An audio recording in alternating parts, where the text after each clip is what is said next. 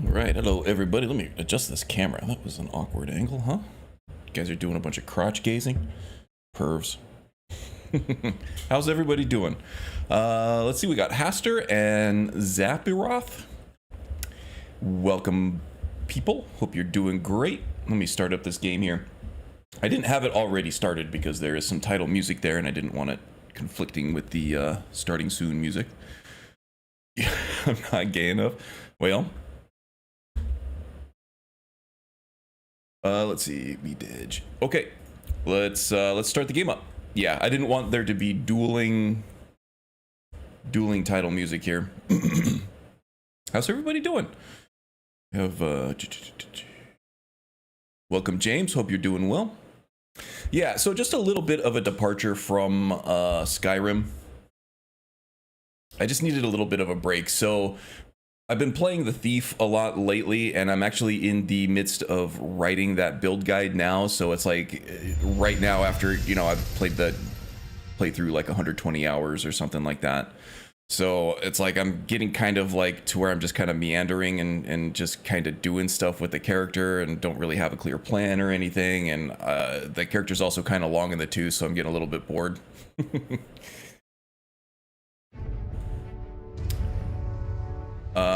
So yeah, so it was either go to a new character and kind of start stacking my characters again to where I'm working on more than one at a time, which kind of, it wears me out a little bit. But yeah, I figured I've been playing Dragon's Dogma 2 here and I've been having a lot of fun, and I just wanted to like share my thoughts with it, show you how the game works and everything. Maybe you might want to pick it up as well. This one came out last year. This is a game that I and a lot of people were really looking forward to, but it launched with some performance issues. There's a lot of like weird friction with some of the game systems and everything like that. But they introduced a casual mode. They fixed a lot of the performance issues. It still doesn't perform great, but it does perform well where it needs to. And the combat in this game and the graphics really shine. And I really like the class system where they call it vocations in this one. They have a lot of different classes that you can switch to at any point. And that's a lot of fun, in my opinion. I had to go to my village, clean our country home, and then head to the beach. And now, Dej. I don't know what Dej means. Does that mean sleep or something? Because that's what I would be doing after all that. Calatran, welcome. Been a while since I've seen you. Hope you're doing well. I'm glad to see you, as always. Always played a mage in Dragon's Dogma. It's a little bit over than normal armed characters. Yeah, so let's start there. All right, so right away, this game was kind of criticized for not having save slots like you have in like Skyrim.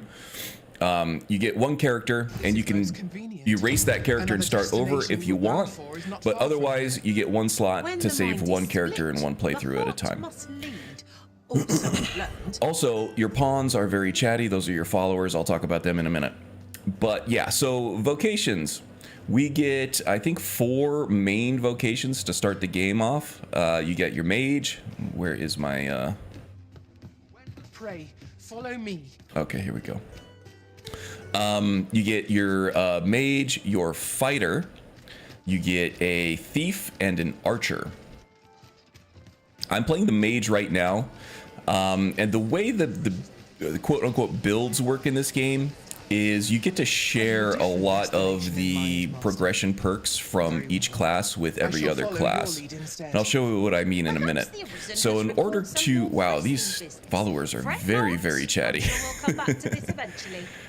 So in order to change your vocation or your class, you come over here to these guild halls. You'll find one in each major village, and then in the minor villages that you visit, they're combined with the innkeeper there, so you kind of rest in the same place.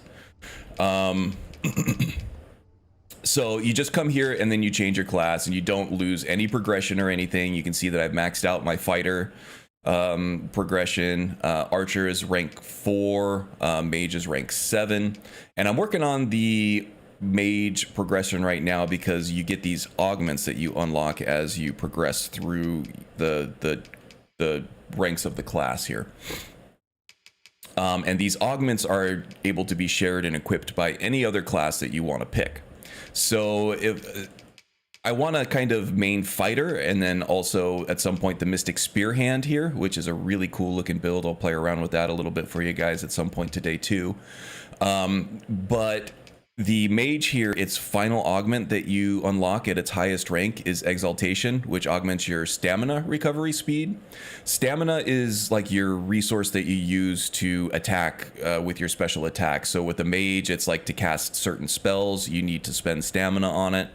The fighter over here also makes use of stamina, because when they block an attack, they lose stamina based on how strong that attack is.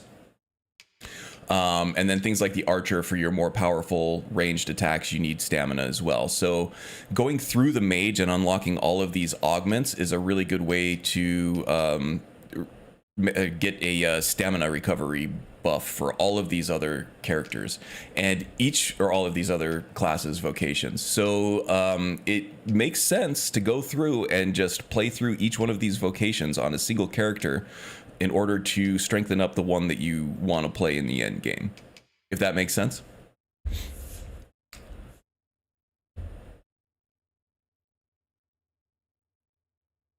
Dej, oh, I gotcha. You dead. Yeah, I gotcha. Gotcha, Haster. I would be too. Let's see. Love Storm Mage, build Dragon, Dogma. Yes, so the lightning in this game is really cool, and I'll show you that. Sneak Thief, what? Yeah, so sneaking is also not really a thing. There are ways to... the sneaking, there doesn't have like a sneak system in this game like Skyrim does or Assassin's Creed. You do get bonuses for proactively attacking an enemy before they realize you're there, though. So you do get sneak attack damage. You just have to do it from afar. But it's worth it for, like, if you want to be an archer that is sneaky, like a sneak archer, it makes sense to go through the thief's class progression here to unlock the subtlety. Decreases likelihood of being targeted by foes. So you can actually apply this once you've unlocked it. It's only a rank 1 augmentation for the thief, so you don't have to play the thief that long, but then you can apply that to your archer class here, which doesn't have that sneak attack bonus, but it does have things like lethality here, which increases damage dealt when striking a target, or I'm sorry, not that one. Ambuscade here, which increases damage dealt by your attacks when targets are not in battle stance. So if you attack them before they realize you're there and before they draw their weapon, you get bonus attack damage, which is a potent combo with the subtlety augment here. So these augments are like perks that you can share amongst classes. You can just pick them whenever you want. So yeah, I'm playing the mage right now because I want to get this exaltation. This stamina recovery speed augment will apply and help pretty much every other class. I think the end game, I want to get this Mystic Spear Hand here. A little later on in the stream, we will pick this one and I'll show you why I think it's so cool. It's just a really cool looking class.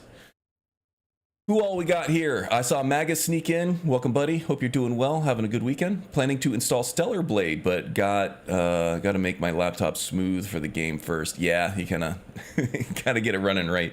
It's a new game. Good visuals though. Stellar Blade looks awesome. And let's see, we got Joe, the Panicked Monk, leader Art, James. Cool. Awesome. Happy to see people slipping in here. Hope I could drive a little bit interest for this game because it is weird. There is a lot of like a lot of little subtleties, a lot of little mechanics here, which, like I said, causes a little bit of friction earlier in the game, but it's kind of those nuances and things that make it feel unique compared to other RPGs, and I'm really enjoying it. So yeah, for each one of these classes here, you get to pick the class. Once you unlock it, you have it available to switch to at any point as long as you're at a guild hall. Each one of these classes, I'm mage right now, has a weapon skill, which you can use in the middle of combat by holding on to your skill button and then pushing, one of these 4 buttons here during combat. So for me, I have high 11 over here, which is a lightning strike, which does a lot of AoE damage. It takes a little bit of time to cast and get going, but I have augments to the class that make that cast time a lot quicker. And yeah, it does a lot of damage. Really good stuff. I also have something called High Empyrean here, which if I'm traveling at night, might have to fight some undead like skeletons or zombies and stuff like that. This does a lot of holy damage in an area of effect. It does a little bit of damage to non-undead, but mostly it's for undead. And then I have a Fire Affinity skill that I'm using, which allows you to, if you're targeting one of your followers, it puts fire element onto their weapon, so they start doing fire damage alongside their other stuff. And if you're not targeting a follower with that, then it just adds the fire augmentation to your own attacks. And then finally I have High Palladium, which is a defensive skill that just absorbs a certain amount of hits, physical or magical, and if you have followers nearby, it also applies that to your follower. So typically I'm casting High Palladium to increase defense for both me and my teammates, my tank, or tanks as the case may be. And then I am going to cast Fire Affinity to give everybody fire damage on their attacks. And then I am going to go in with High 11, which is the lightning strike attack that I have, and just kind of provide DPS, ranged DPS, while my tanks are embroiled in a battle with these other melee characters. At some point, I may need to heal myself and my team, so the mage is actually the default healing class. There is a sorcerer class, which is more like offensive. It's just like ranged DPS, magic ranged DPS, more focused on dealing damage than it is healing. Mage is a little more focused on healing than it is DPS. Now, I'll talk about team makeup in a minute. I do have another sorcerer on my team, but I'll get to that in a second. So those are the skills that you can employ during gameplay in battle. Core skills are things that you just have always available. These are more like passives. If the weapon skills are active skills, then the core skills are passive skills. So I have something like levitate, which allows me to float, enables some platforming that isn't available if there's like a hidden treasure chest across this cliff face or something like that, and I can't get to it by jumping. I might be able to float. You can't just fly indefinitely here. At some point it will run out fairly quickly, so you gotta kind of manage that. You can attack while you're up here though, which is kind of cool. Quick spell. This is probably the most important core skill that I've unlocked so far, and I can hold on to this bumper button while I'm casting to vastly increase the casting speed of that. So you can see how much quicker that's going with this passive, which is really good. And then this is just your kind of regular attack. If you're out of stamina and you can't cast one of those big spells, you always have like this little bolt that you can shoot at enemies just to cause a little bit of damage while your stamina recovers for one of your big attacks. This just gives you something to do in the meantime, or if you just have an enemy with a little tiny bit of health that you need to get rid of to kill an enemy and you're out of stamina, you can do this. And this is also very rapid fire. This is something that doesn't show in the it doesn't show in the preview here, but you can mash on this button and they'll rapid fire machine gun these quick bolts here, which is good. And then you get to choose your augments, and these are augments that I've unlocked from all the different classes that I've been playing. You can freely pick which ones that you want. So right now I am using, let's see, metal, which just augments my physical defense, gives me more armor. I got that from the fighter class. Thew, I also got from the fighter class, which just gives me additional carry weight or encumbrance. Embuscade, which is that one that I talked about. This is basically sneak attack damage. If I can attack an enemy from far enough away, they're not going to know I'm there, and then I get bonus damage with my lightning bolt. And then endurance, I get more maximum stamina for more spells to cast. Beatitude increases the amount of health recovered by curatives and curative magic. I just didn't have something else that fit the bill there. So if I use like a healing potion or health or like a healing spell or something, I get more health from that. And then apotropism.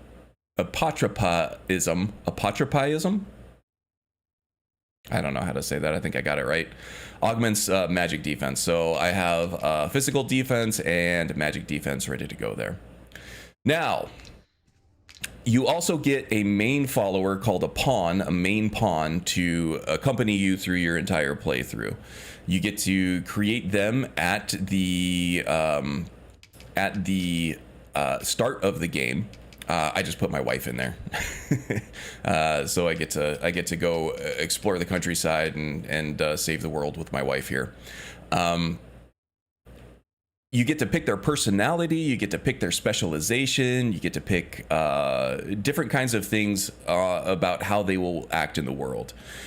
She likes to just get in, mix it up, get into battle. I kind of want to switch that when I go back to like a more melee build. I'll switch that alignment to be more hesitant and a little more. She's going to hang back because she's going to be the mage and she's going to be my healer while I'm doing the melee stuff. But for right now, she's my tank while I'm the mage. So she's a little battle thirsty, kind of like in real life, which is great. It makes me really feel at home. But no, that's good. So her set of augments are separate from my set of augments, so it makes sense to have your pawn go through and progress through all these same vocations and all these same classes to unlock those augments. So since she's mainly a mage, but now she's going to get things like metal here to provide more physical defense and provocation to take some heat off of me. And yeah, so there's some useful stuff in here even for a mage to play as a fighter a little bit.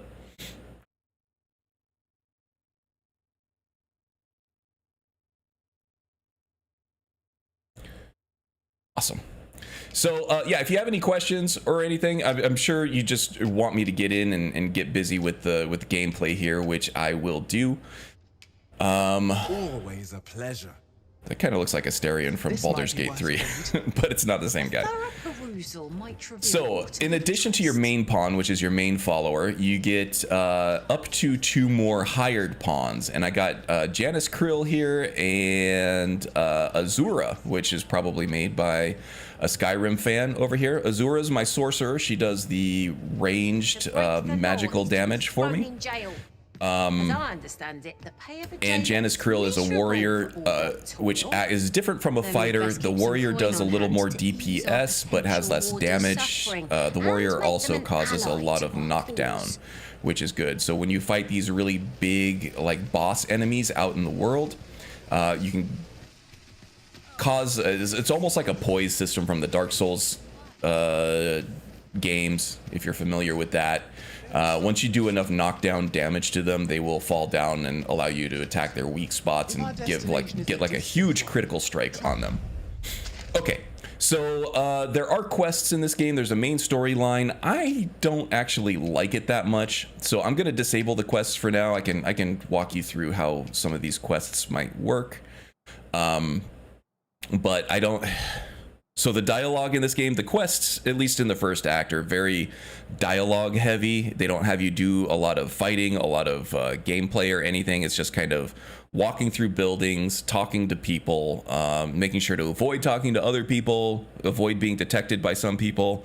And the dialogue in this game is like if everybody in the world were...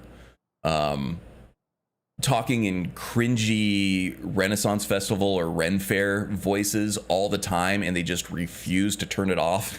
It gets kind of annoying, right? and the story is interesting. Basically, you're playing this thing called the Arisen.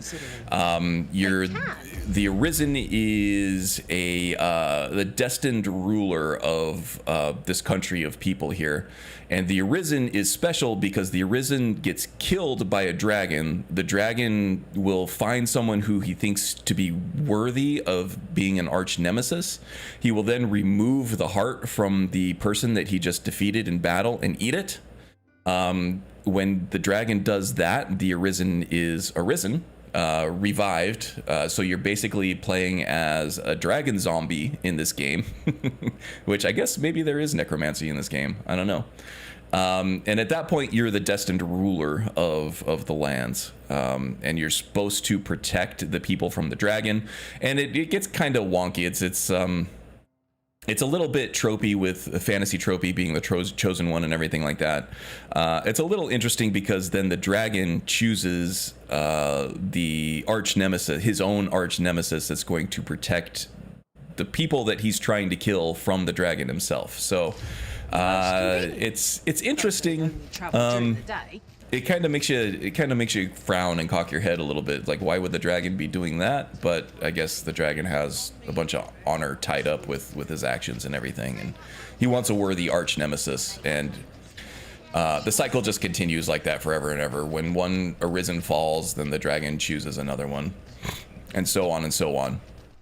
So we are in a kingdom called Vermund right now, and there's a big palace over here where the residing Arisen, the reigning Arisen, is supposed to be sitting at the throne and ruling his people justly. However, there is a false Arisen, because I am obviously the real Arisen. We played through that cinematic cutscene. We have a big scar in our chest where our heart used to be. It's clear for everyone to see that I am the Arisen, and people have also been kind of referring to me as the Arisen. So I'm obviously supposed to be sitting in that throne, but I'm not, because there's a false Arisen. There's been a conspiracy to replace me with someone else, and it's the Queen Regent, it turns out, is she was like the interim queen in the absence of a true Arisen, and she kind of, as happens in the fantasy tropes, fell in love with her station and doesn't want to give it up. So she installed a puppet Arisen to kind of ensure that she is in it for the long run on that throne and that posh lifestyle. They can't kill me because mortals cannot kill the Arisen, but they can make it really hard for me to reestablish my spot on the throne there. So we're kind of trying to drum up support for everything, for all the people, before we really make our big move toward the throne there to usurp the false Arisen. So that's kind of the story in a nutshell. Face to face with life. What's up, buddy? Hope you're doing well. I haven't played this in a while. Do you still have to delete your old character to make a new one? Yeah, I kind of went over that. So the way that this character or this game plays, though, every character is supposed to progress through all the classes. So it's having like a mage character and having a warrior character and having all these different characters and everything. It doesn't really make sense in the grand scheme of how the game was designed. Every character is supposed to unlock everything in all those trees, and then you use all those augments that you have unlocked through the progression of each class to build your character in its final form. So even if you just want to be a mage main, you can do that, but you want to progress through all of the different classes to unlock their perks, so to speak, and then you can use those perks to strengthen your main mage going forward. Oh, let me see. Do I have? Yeah, I have enough healing curatives and stuff like that. All right, so yeah, I don't really want to play through the story too much because it is just a lot of talking, like I've been doing for the last 30 minutes, kind of talking you guys through how this game works. But it really is the exploration and the gameplay that I really love about this game and wanted to share with you guys. So 30 minutes into the stream, we'll actually be getting into some gameplay for you here. Now, a lot of these black swatches here are areas of the game that I have not explored yet, and I kind of want to do that. So here I am right here. I'm going to go to this side of the continent. I'm just going to explore the blacked out areas here, and we'll fight stuff along the way. There are going to be side quests and stuff here and there that we're going to undertake. Not too bad, and there are going to be like these random world encounter boss fights and stuff that I can show you how they work. Seen things like large cyclopses, minotaurs, ogres, and even like griffins and dragons. Sometimes we'll get a chance to fight. People's blood, sweat, and I just want to have my taxes, no end game doubt. character, but start the game from scratch with a different character and make different choices. But I'm a bit attached to my guy. Yeah, so that was one of the main complaints people had about this game, and one of the pieces of what I'm calling friction with this game, especially people coming from Skyrim who have these character concepts. You can still do that, like I said, but it's more of an end game thing. Favor different pawns. One whom I served. Now, that being said, there's a way to work around it. The game doesn't give you a way to do that. I think that there is a mod that kind of adds it into the UI to have different characters. The save file on this game, it's just a file that sits on your computer. So you can go and move that to another folder somewhere, and then your game will allow you to create a new character. So you can, like, say, name folders after each one of your characters, move the save file over to that folder, create a new character, have a save file, move that to another folder with that character's name, and then when you want to go back and play that other character, just drag the save file back into its normal spot. Oh, you're on console. All right. Well, sorry about that, bud. Yeah, if you want to have a character concept and you want to play the gameplay. Let's see, we got wolves over here. I want to show you this lightning strike because it's really cool.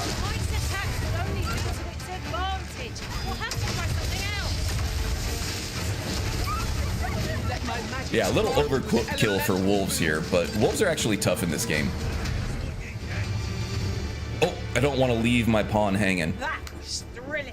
Yeah, so sometimes your follower here will, or your followers will stick their hand out like they want a high five. Conserve my strength and endeavor to survive every battle by way of so all you have to do is strategy just and walk up to them, defensive give them a high five, and then you'll get increased affinity with them. Now your main pawn, while you increase in affinity, you have a chance to actually unlock a romance thread with them. So that actually does change some things with dialogue, but also some things with story from what I've heard. So you do definitely want to try to romance your pawn, you know. So have that in mind when you create the pawn, so that you have someone that you you know, want to progress that with. Now, you also have these hired pawns that will approach you. These pawns are not like regular human beings. They are put on this earth to serve the Arisen. Not in kind of like a, you know, kind of a servitude, forced servitude way, but they're wired up to help the rightful heir to the throne reach that place and to assist him with things like that. So there are pawns all over the place. These are actually, the hired pawns are the other players' main pawns that they have created. So, like, I have a pawn called Azura. It sounds like Azura from Skyrim. That was obviously a Skyrim fan that wanted their main pawn to be Azura. They wanted their main follower to be Azura. So I found them, hired them on, and now she's in my party. You do want to hire new pawns pretty frequently because kind of like vanilla Skyrim, your followers do not level up with you. So you have to keep hiring new pawns, new hired pawns, in order to get them to, you know, be able to pull their own weight throughout the game as you get higher and higher level. Your main pawn, though, your main follower that you create at the beginning of the game, that does level up with you. So you're meant to have them throughout the whole course of the game. So get attached to your main pawn, get attached to your character. Don't get attached to the hired pawns because they are all temporary. This guy is a thief. Thieves are really cool to play. Thieves are really cool. They're very strong in the hands of a capable player. The AI in this game does not make very good use of them, so I tend to stick with fighters, mages, sorcerers, and warriors for my hired pawns. Everything else you're not really getting the full effect of. So I'm gonna turn him down. I'm gonna stick with Azura, who does really good ranged elemental damage, and Janice Krill here. So both Azura and Janice Krill, they were made by other players. They're other players' main pawns. So that's how the pawn system works in this game. And there's always just constant dialogue, kind of like a Baldur's Gate 3, where your party is always talking to each other. Your pawn makeup and your party makeup is also a big part of your build in this game too. So like if you're playing a mage, you want to have a lot of tank and physical DPS support, because you're going to be able to provide healing, and you're going to be able to provide ranged elemental damage. So you want other characters that will take advantage of other strengths that you don't have.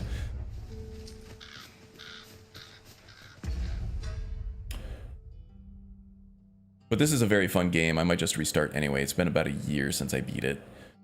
Yeah, I never beat it. So I picked it up last year, and I kind of put it down because of the questing in this game. I didn't really like it, but just the running around the world, exploring it, trying to find hidden things here and there, and just the gameplay, the combat itself is really, really good. And the graphics are amazing. By the way, look at this. I've made myself in the game. It's a pretty damn close, I think. Yeah, the character creator in this game is really, really good, and the character models look fantastic. Oh, we got goblins. All right, let's do the whole progression system. Do a quick cast of the protection spell here. Now, where there's one goblin, there's usually more.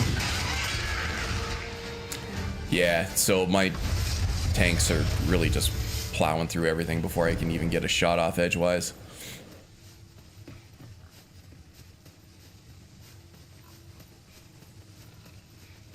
You can also precast this stuff, so you do have there is a effective time for these defensive effects and stuff. You can precast them if you know you're going into battle.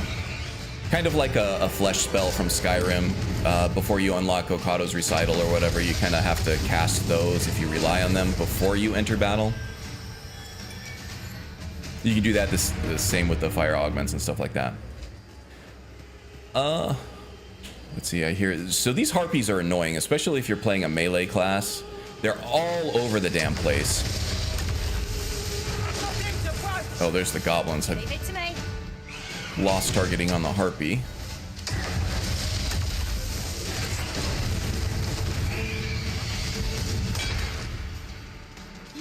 And then here's the basic attack. Like I said, you can really rapid fire this. It does not much damage at all, but it's something for when you're out of stamina. Let's see. Anybody want to high five me? No. No high fives for me. So here's another random pawn. I don't think this one's actually going to flag me down, but I can go up to her and talk to her and recruit her if I want. If I thought, you know, wow, she looked really cool in combat. I want to take her on with my party. You can. So I got a damage boost there because they were not ready for combat when I struck them with lightning.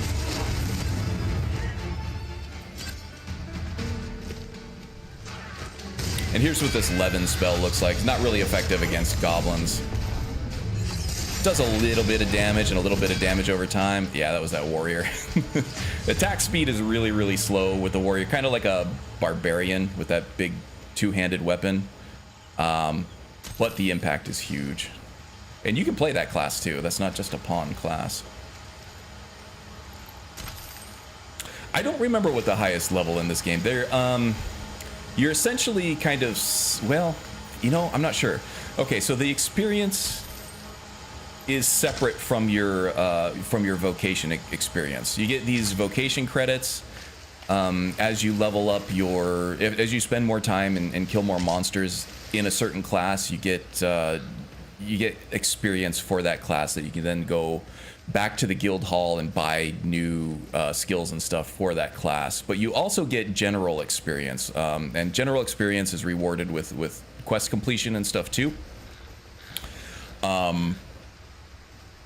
So your main level, your kind of general level, and your class level are kind of separate.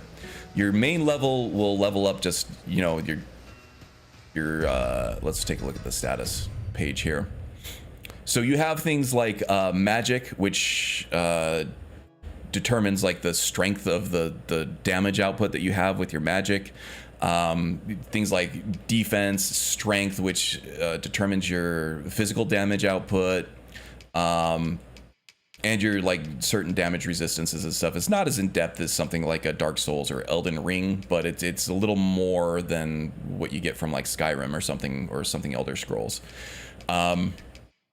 And you can find gear and stuff that augments these things, but these are the attributes or traits or whatever that get progression from your main level progression, right? It makes you stronger overall, but it doesn't really unlock things that you can do. Getting your class experience is what unlocks skills and things that you can do in gameplay. That makes sense. Hey, there's the wind. Welcome, wind.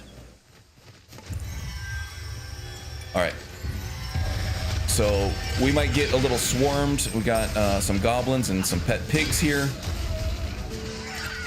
Let's go ahead and cast the defensive abilities there. Okay. Forgive me. I could not help but laugh. Yeah, your pawns like to talk mad shit and stuff too. Wow, nice shot. See, that is a knockdown. That is a knockdown. You can do those with bosses too, and you see how she hold on.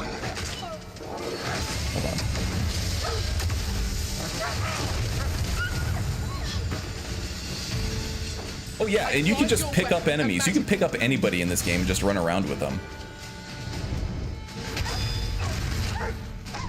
So you can pick up enemies in this game like this. I can throw them at other enemies. I can throw them against a wall, and it does damage. Or I can just hold them, and then your other pawns can just whack them while you're holding them, you know? One really funny kind of tactic to use in this game is if you already have your 2 hired pawns, so you have a max party size of 4, right?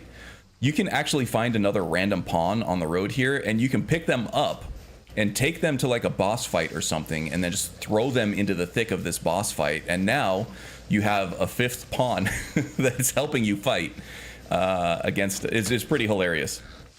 And there are also like rocks and stuff that you can pick up to throw at enemies if you're like just a melee fighter only, and you need some way of like knocking an enemy out of the air. You can pick up like one of these bigger rocks that are rolling around here, and you can throw it at them in the sky. You obviously are not going to have a huge amount of range with it, but yeah, you can knock them out of the sky with a rock. Yeah, the systems in this game are crazy fun. In another world, I learned that a forgotten riftstone. I can tell you haven't beaten the game because a lot of the story doesn't make sense in this game till the very end. I see. I always tried to stick with just me and my pawn and only hire after I lose a fight or when I really needed the help. Okay. So I'm coming at this from a builds perspective because obviously my channel is all based on builds for a reason. I really like just exploring different builds and different combinations of skills and things like that in different video games. And this game does have it. The class system itself is a little bit limited because you only have a limited amount of classes. At the end of the game, though, you unlock a vocation called Warfarer, which is supposedly a quote-unquote jack-of-all-trades builds, or jack-of-all-trades vocation. But that allows you to equip many skills from all of the different classes and allows you to hold and equip up to 9 different weapons. So once you get to the end game, the build craft really opens. Oh, you have a wearable lantern here without a mod. Look at that. Don't even have to install a mod to have a wearable lantern.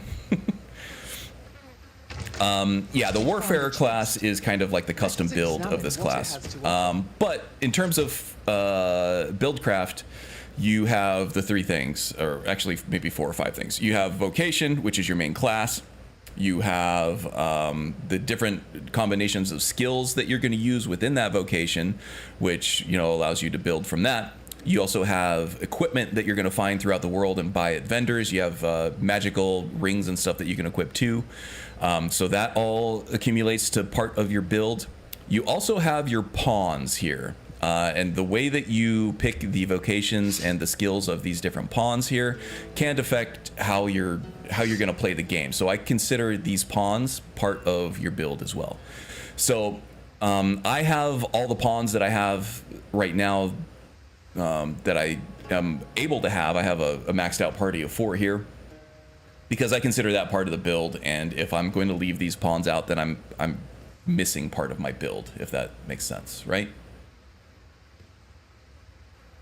That's exactly how I found your channel, looking for builds. The Nemesis Archer for Skyrim. Oh, Nemesis Archer, look at that, Magus. That was actually spawned from the armor set, the Nemesis armor set that Magus ported from Enderall. That was one of his bigger, most popular mods. So I wanted to make a build off of that, and that's what it was. Totally understand. Yeah, that makes sense, right? So yeah, I'm exploring builds with this game, and you kind of hamstringing yourself in the building department if you're not using all those builds. But I can understand the from a gameplay perspective, keeping things clean and seeing if you can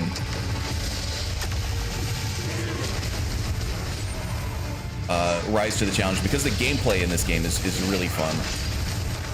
See if you can just do things as cleanly as possible.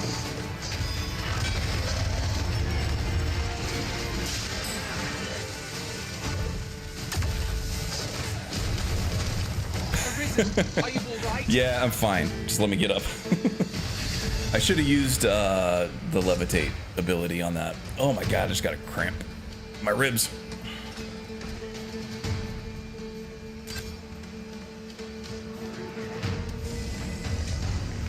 Oh my god, why am I cramping up so much? Give me a second, I gotta stretch. I'm an old man, and it's hot, and I'm sweating a lot. There we go, that's better. Okay.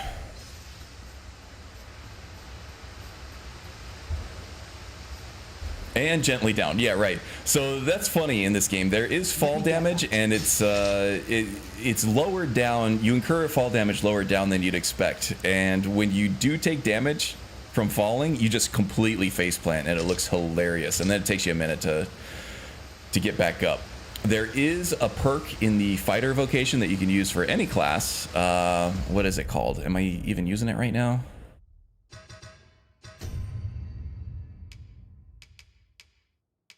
Oh, here we go.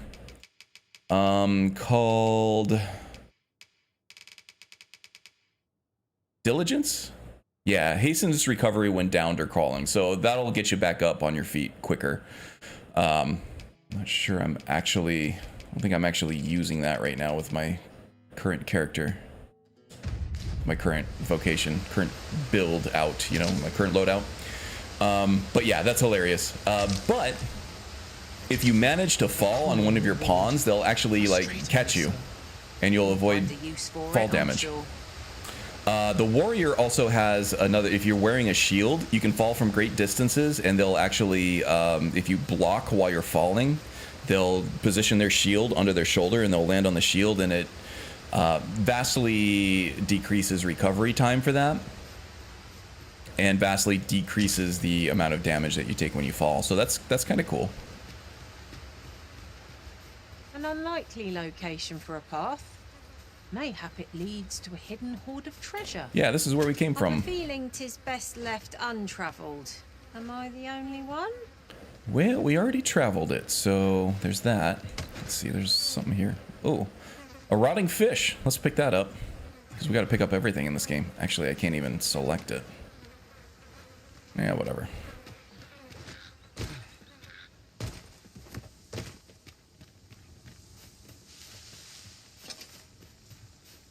This isn't the way to our destination, but I presume you've a new one in mind. Lead on. Perhaps the Arisen has recalled some more pressing Yeah. business. Fret not. I'm sure we'll come back to this eventually. Thanks for defending me on that one. I have a method to my madness here. Even if there's some madness to my method. So these are lower level enemies. I really enjoy the gameplay and exploration of this game, so I tend to do that more than progressing the quest lines. So I'm a little overpowered for the area that I'm in right now. So there's not much here other than, you know, certain dragons and griffins and things like that that are going to give me trouble.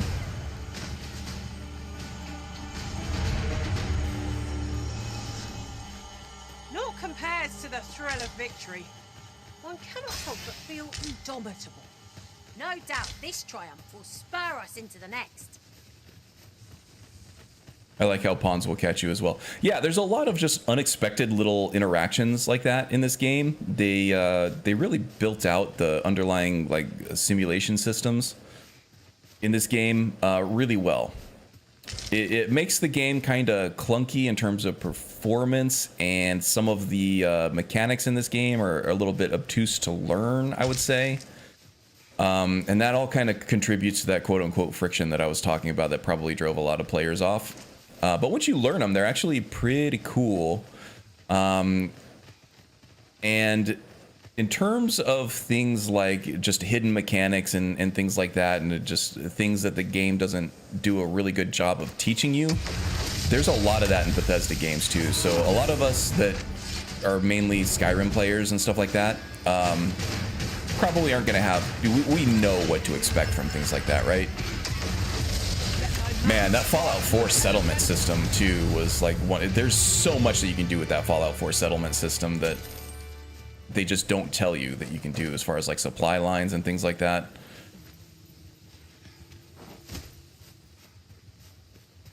That I think people probably would have liked that system a lot more had they done a better job of telling you what you could actually do with them.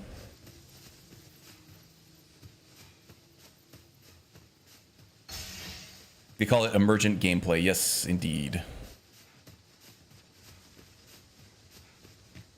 And that's kind of what the immersive sim genre are all about. Mostly immersive sims are like first-person shooters, but they... Oop. We got a Dark Souls style death trap there. Stricken with sleep. How troublesome.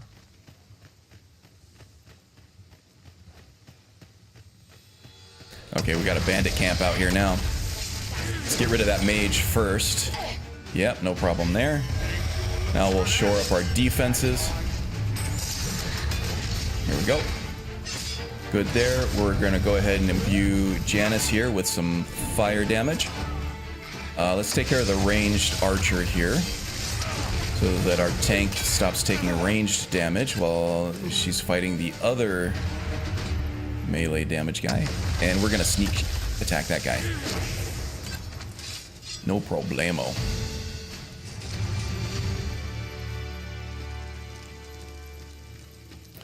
Yeah, and so there's stuff like this all over the map. In most of these structures, you're going to be able to find these treasure chests. These fancier ones here usually have some kind of like usable, equipable item in it. What do we get? Homespun cloak. Yeah, so we have like, my mage is wearing a cape here. And they're fairly expensive, right? But each one of these has some different things, different augments to them, or different magical effects, I guess. So this one has debilitation resistance to it, so things like sleep,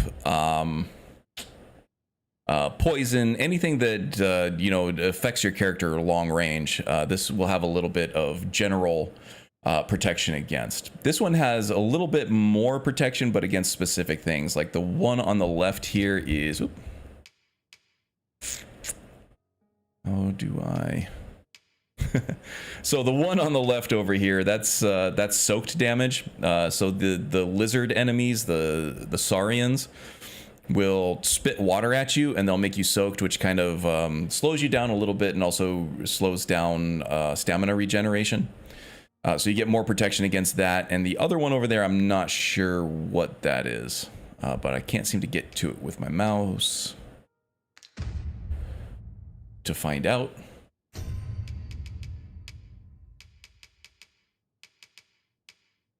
Oh, here we go. That'll work. Nope, I guess I won't. Yeah, I don't know what that means. The magic in this game is really good too, not just shooting different color balls of light out of your hands. Yes, so the loadout I chose for my mage here, I tried to give it the widest range possible to handle any situation. So there are, like, undead are weak to flames, and like flying enemies especially are weak to flames because if you ignite a flying enemy, that typically grounds them. And their feathers that they have are typically very susceptible to flame. So that's why I have the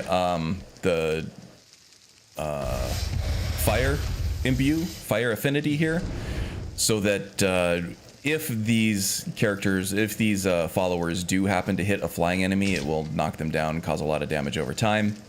I have electricity, which is just, it's really good for just general damage output with my lightning bolt spell. There is also a ice as well, which I don't have represented. I think I probably want to exchange this holy damage spell with ice, with an ice spell, just to have everything. The salamander, the lizard people that we were fighting, they're actually weak to ice, so that would help. Now, if I were an archer, I would be able to shoot that lock from the hole in this wall over here. But I am not an archer, and the mage's bolts are really hard to control from a distance here. So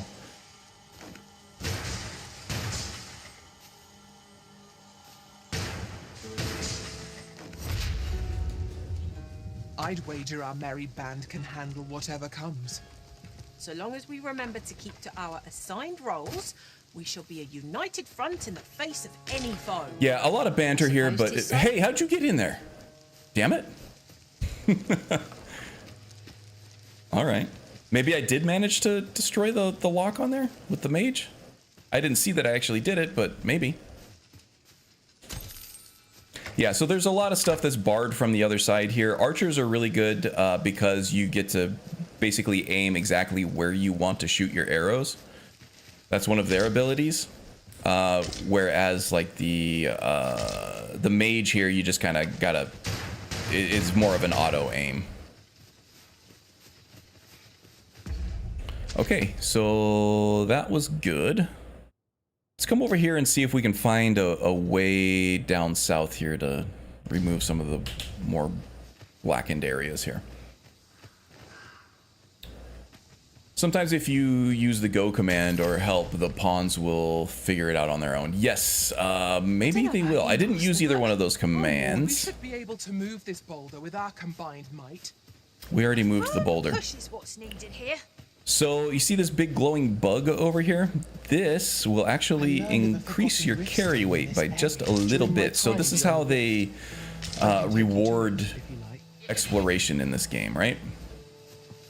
That is a golden trove beetle, I think.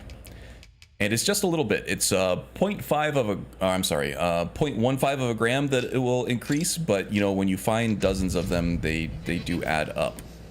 You also find things called Seeker's tokens, and I think I've already turned all of mine in, but I had a good group of 5 of them before. They're these little glowing coins that you find in these just weird little hidden areas all throughout the world. And then you turn those in at the guild halls where we started the stream.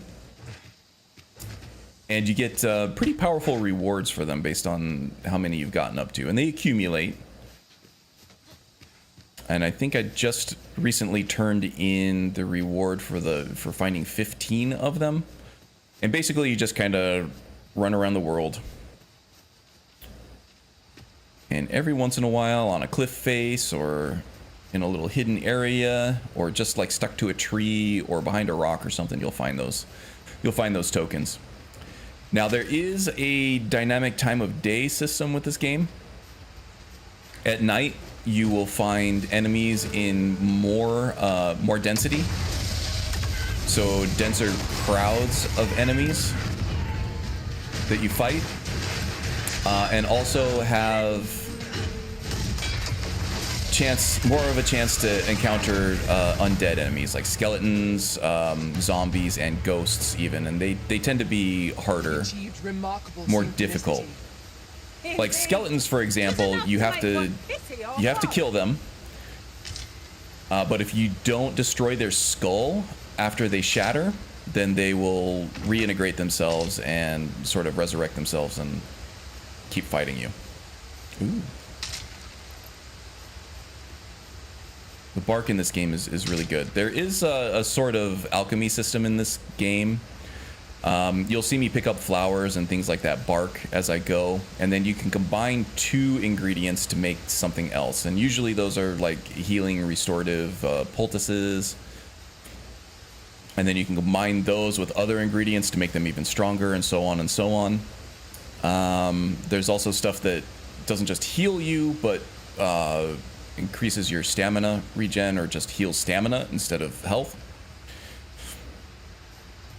So that's good to interact with as well. Oh, there's one of those Seeker's tokens that I found. So that's what I was getting at, is that you can actually... nighttime travel is more dangerous, especially with visibility here. Like, you really can't see much at all. Oh my goodness, oh no! I'm gonna die. I'm dead. Yes, I'll use a wake stone on that one. That's part of why travel at... I'm out of lantern oil now too. Oh my god. And I think I even missed out on the Seeker token here too, because I don't see it glowing. It's probably up above me somewhere. Holy crap. Yeah, so nighttime travel is much more hazardous. Much more dangerous, but it does make those sort of hidden items like the Seeker tokens and the golden trove beetles much more visible, so you can see them more from a distance, because they do glow, but you can't really see that during the daylight. Oh, okay, jeez, what a mess. And I think, oh no, none of my followers have lantern oil either. Cheese and rice. All right. So there is a fast travel system in this game, and I might have to make use of it now. I usually don't use it at all.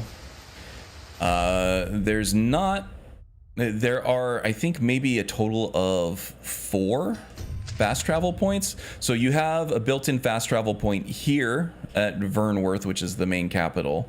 You have one randomly over here in this little village called Herve. I don't know why they put one there.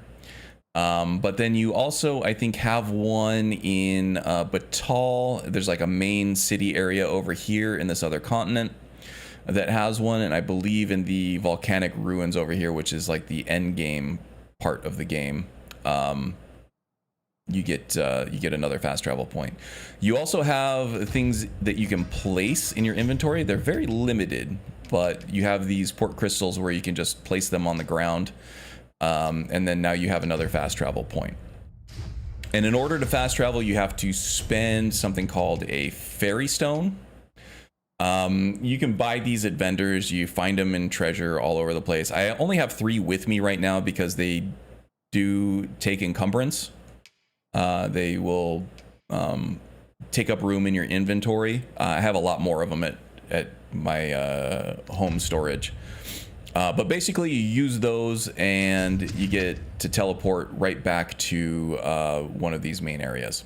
Now, if I teleport back to Vermund here, or I'm sorry, Vernworth, then I will have to hoof it all the way back to where I am here. Or I can try to find a camp spot that's close. It looks like I can camp up over here to heal up. Now those wake stones that I use, those are, you basically use those to revive yourself, but you can also use them to revive your fallen pawns, if they actually do die, you can actually revive them if they fall in combat before they die, and usually that's fine. But also NPCs, like especially like quest giving NPCs, they might die. The game does not, like Skyrim, like how they'll mark certain NPCs as essential so that they can't die, so that they keep those quest lines open and available to you. They don't do that in this game, but they do give you these wake stones, and you can go to the morgue in the city and find that NPC and revive them. So that's kind of a little bit of a necromancy thing there, but not really like raising zombies to fight for you, but you can raise dead NPCs to give you to quests and unlock quests and things like that if they've died, which they do sometimes do. Is the alchemy like Skyrim, or do you get recipes? Well, you get recipes when you unlock them. So let's see. It's not as tedious as in Skyrim.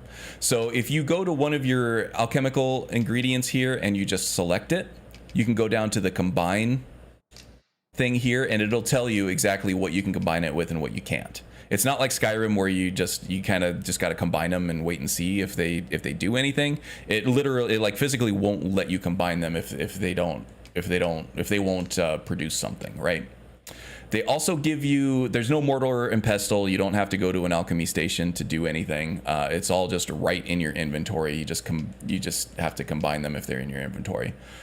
They also, you see right up here, there's something called use. Oh, I'm sorry. Let's back up here. So you go to the items menu, and then right here you have something called combine, which is the shift key if you're a mouse and keyboard player. It's the X button if you're on an Xbox controller.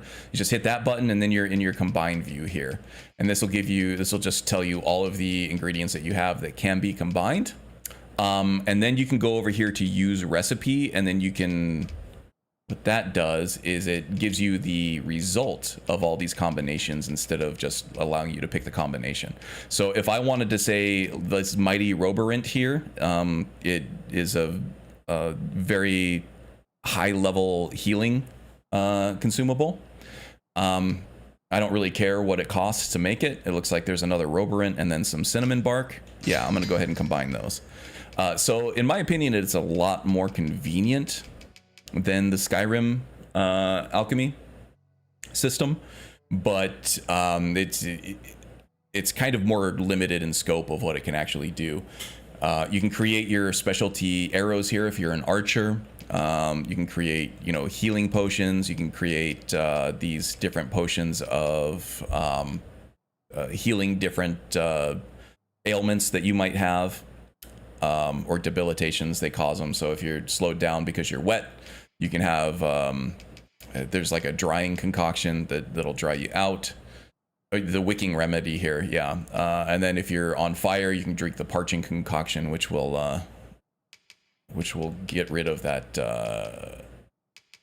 debilitation for you too. So there's a lot of stuff that you can create, but you can't really like combine effects like you can in Skyrim, so it's a little bit more limited scope, but it's a lot easier to deal with. Kind of like a Witcher 3 alchemy system, I would say. It's pretty close.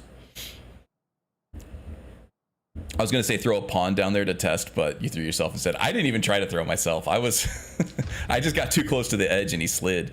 So some of the edges in this game are treacherous because some of the surfaces you slide on, if the angle is too steep, you'll just slide right off of it like that. I just happened to step on one of those on the edge of a cliff. Yeah, that was no good. Okay, I don't think I have to use a fairy stone here. I want to show off the camping system. So let me see if I can figure out where to go for the closest campsite. This looks a lot farther than it is, right?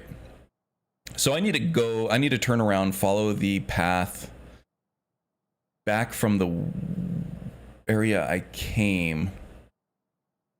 And I think maybe this campsite's probably the easiest one to get to. This one is probably going to require some terrain platforming that is going to be harder to do at night, obviously, as I just demonstrated. So let's see if I can find... Oh, I don't have any lantern oil, though, which is going to be a problem. Well, let's see if I can do this. Luckily, I think that I have... Actually, let's try this. I suppose there will be monsters lurking beyond it. Pray, keep your wits about you. You needn't go barging Does this in. emit light? It does. Look at that. Resourcefulness. That's what you call emergent gameplay, huh? It's not as good as the lantern, but it does help. It does emit light, which is cool. So that's thinking on your feet, huh? This game is full of stuff like that, right? So I didn't know that that was going to work. I knew that I was out of lantern oil, but I also thought that maybe, you know, this fire effect that I can imbue my own staff with might work. Actually, I'm going the wrong way here. I need to go this way. And it did. It doesn't last as long, obviously, but...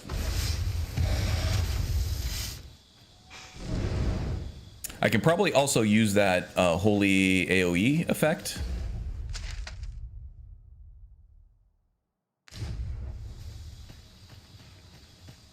And it will really light up an area for a more extended amount of time, but it will really brighten things up if I really need it.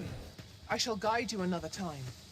I'm sure there's a very good reason for this detour. Yeah, so We the must pawns respect that you our hire master's from, you know, just random encounters or from these rift stones and stuff, these are main pawns from other people's games that they have created, right? And you get some really good ones.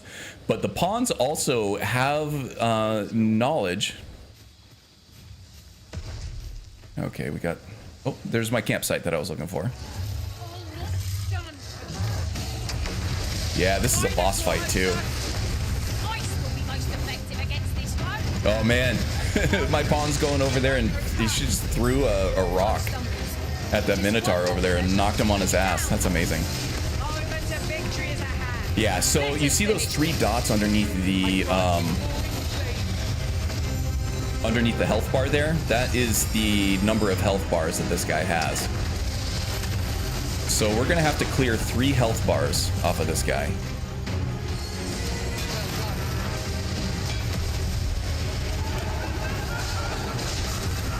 Oh, and we got a phantom now at the same time, too. That laughing that you heard, that is a ghost that will attack you at night only. Okay, so I'm really keeping an eye out on my stamina here. And then with a lightning bolt, you can mash the attack button, and it will continue to cast, but at increased stamina cost. So if you do allow yourself to completely become depleted with stamina, you'll go into this, like, tired status where you can't attack and you move very, very slowly until you fully recover your stamina, and then you're back to normal again.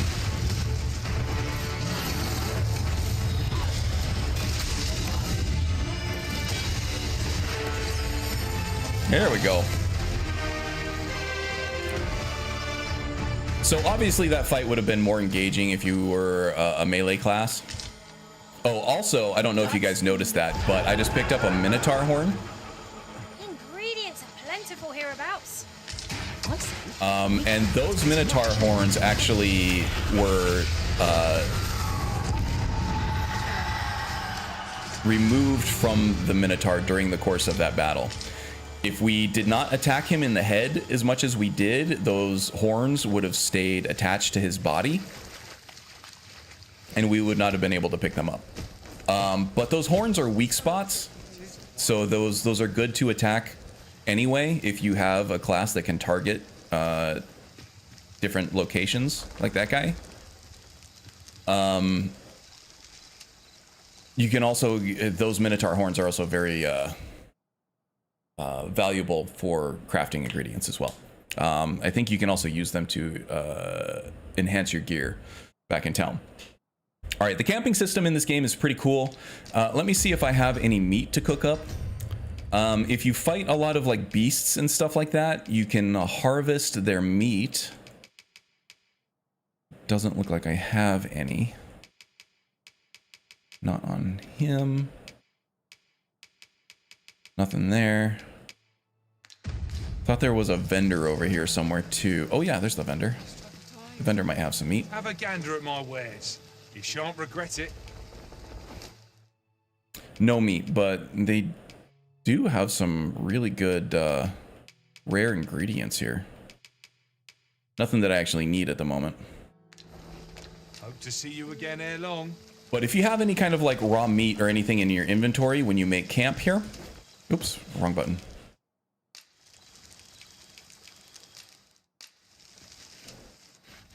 You can cook it up. And when this game was popular when it came out, everybody was talking about how the cooking in this game was making them very hungry, and it turns out that they're using full motion video for when you cook any kind of meat in this game.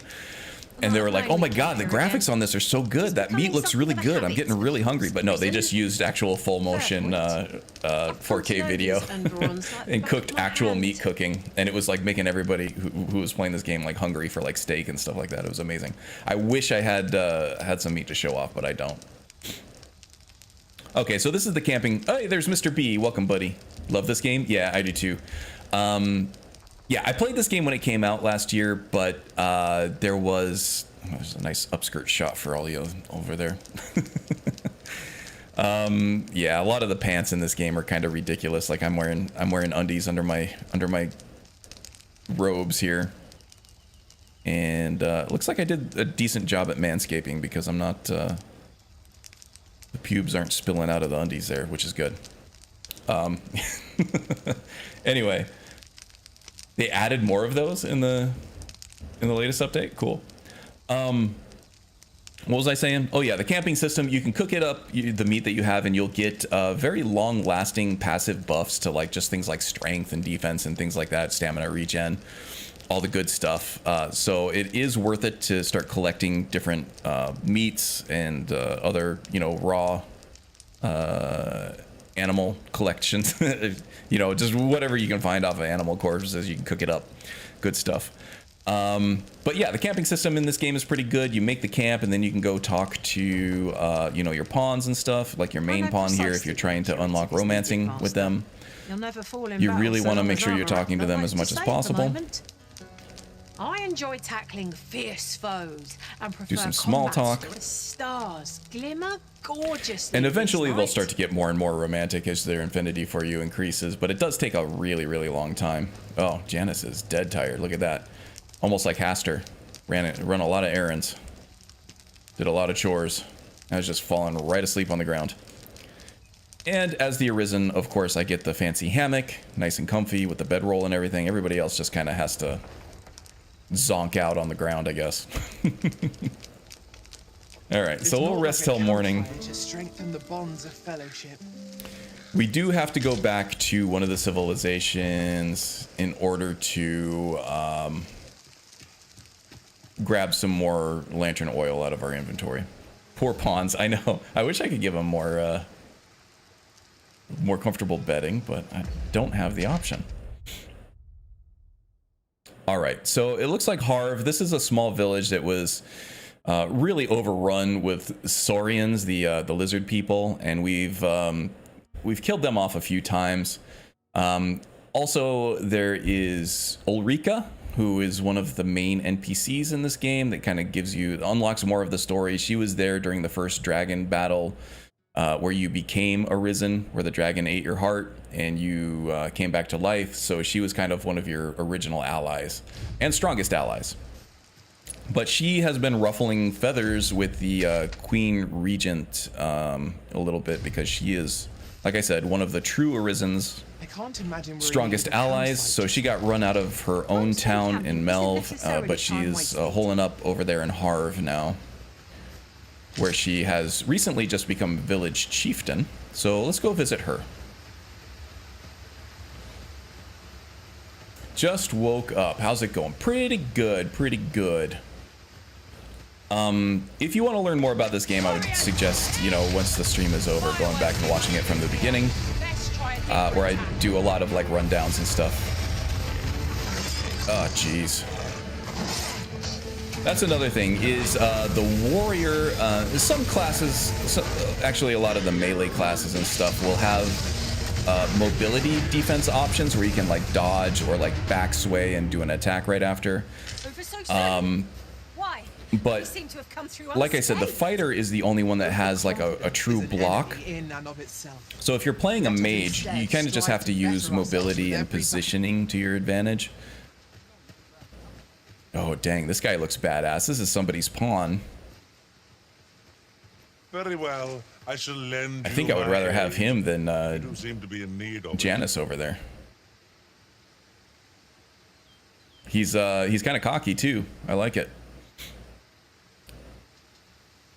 He's level 32. Oh no, that's the Arisen. This guy's level 31, which I think is probably on par with Janice. Let's see.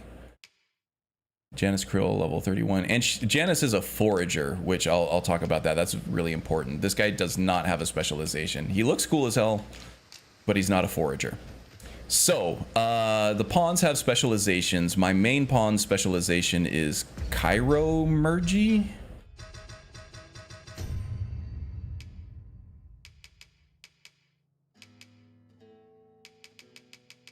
Chirurgian. So what that does is if she has any like healing potions or anything in her inventory and I need healing, she will use those potions on me. So this is great for like a healer, or if you need somebody in your corner to heal you for you. This is awesome. Another specialization that Janice has here is Forager. And you can only have one specialization per pawn. But you do get to use all of them from each one of your pawns. What this does is it marks on your map locations of these valuable crafting materials. So these, like this ogre spur, you would need to use a certain number of those in order to do like more of the top level improvements on your like weapons, on your armor, on your staves, and on your robes and things like that. Forager puts these on the map and tells you exactly what they are and exactly where they are. So I do need astrocyte to improve the robes that I'm wearing on my mage right now. So once I get filled up on things like lantern oil, so I'm ready to explore again, I can this would be a good place to go, to astrocyte, so I can improve my robes a little bit more. Fancy word for surgeon. Good to know. I didn't know that. Look at Mr. B over here dropping the knowledge. Been thinking about downloading this again and playing. Yeah, so I played it when it came out and I did like it. The gameplay and the graphics are amazing. I do like the gameplay loop. I didn't like the quest structure. If 'tis So discipline your company lacks, I can provide. yeah, the questing, like the main quests and stuff, it doesn't really have much to do with like the fighting, the combat, and the gameplay loop and everything. It's pretty much just go here, talk to this person, go here, talk to this person, go shadow this person without a sneaking system. So just basically keep your distance and cross your damn fingers and pray that you don't get caught. Otherwise that'll break quest progression. And the dialogue in it is like super cringy Renaissance Festival, except they just never turn it off. So that, along with some of the performance issues that it had to a lesser extent, put me off of the game. And after about 30 hours, I put it back down. But I always wanted to come back to it. And they recently patched in a casual mode, which kind of removes some of that ridiculous friction of some of these gameplay systems. Some of like the hardcore immersion, like survival stuff that you would install for like a survival gameplay in Skyrim, some of that kind of thing. I think it also either removes the ailment that your pawns come down with, or it makes it more obvious and easier to cure it once they do get it. But I don't remember what else casual does. It still feels like the same game, to be honest with you. It might weaken some of the debilitations and stuff like that. But it doesn't really make the game easier. It just makes it kind of a little more seamless. It smooths out some of the weirder, more annoying wrinkles in the game. So I'm playing on casual mode right now. Once I hit New Game Plus, which this game does have a New Game Plus system, I'll probably switch back to normal mode on that, get the dev intended experience for it. Oh, see, that's the oh, there's a dragon over there. You guys see that dragon? We'll have a dragon fight here soon. Use these flames to smite our enemies. Okay, need to heal up. This is not actually a spell that costs stamina. This is considered one of your basic attacks or basic skills. You just spawn out a healing field that heals all of your pawns. Okay, let's get ready for this. Oh man, I see a griffin over there too. If I have to fight a griffin and a dragon at the same time, that is going to be epic and terrifying. Okay, the griffin doesn't seem too interested at all in us or the dragon, which is good. Okay, re-up on that one more time. Let's get fire affinity on my tanks.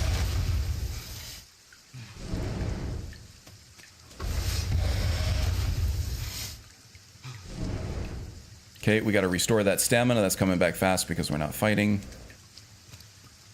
All right, let's get in here. We're going to cast Empyrean.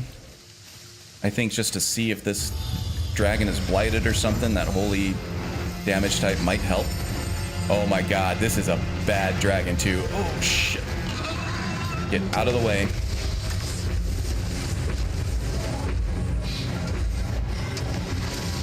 And the dragon talks shit to you the whole time too.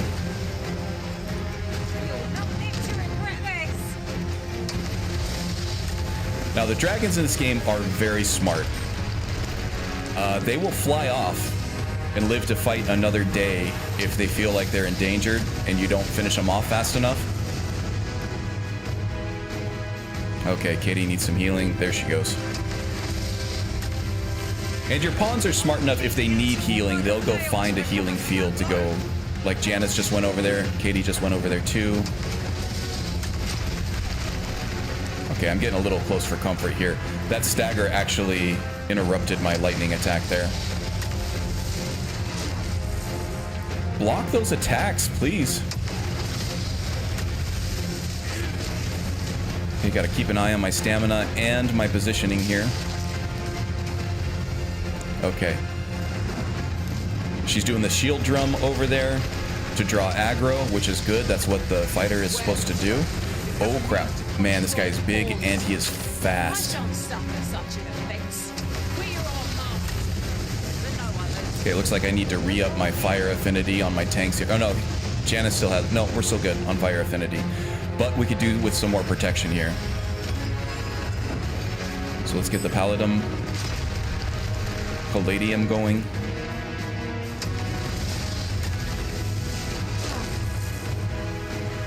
Yeah, these bosses are tanky. This guy's probably above my pay grade right now. But, like I said, if I can just survive long enough... and there looks like a weak spot on its chest right there, too. But I don't really have any way to target that as a mage. Yeah, Janice is down. So I gotta find an opportunity to go recover her, where I'm not gonna take a bunch of damage. He's gonna stomp right back down again. That's an AoE attack. But now, hopefully Katie can hold the aggro. There we go. Nice recovery.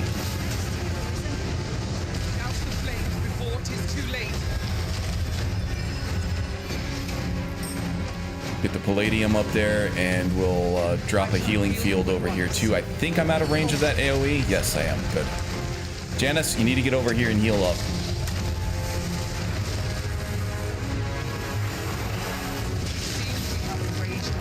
Okay.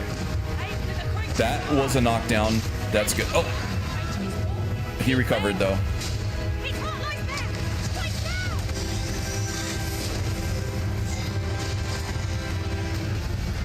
Now, you can actually climb on to enemies in this game. I can do that as a mage, too. That would be really stupid for me to do it because we need to keep our range. But every class over here... Okay, Katie needs some healing. Is he going to fly away now?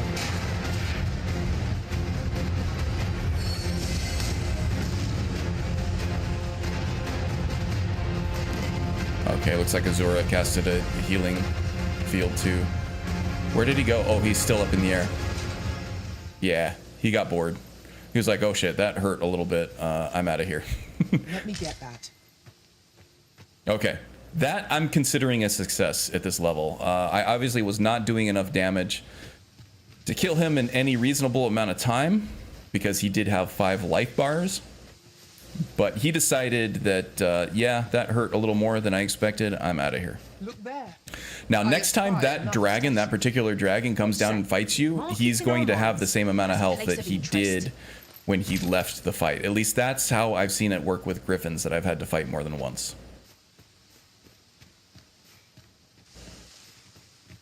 So that's kind of cool too. It remembers the damage amount, and he's not going to go completely restore his health. Best to proceed. Ooh, there's something hidden.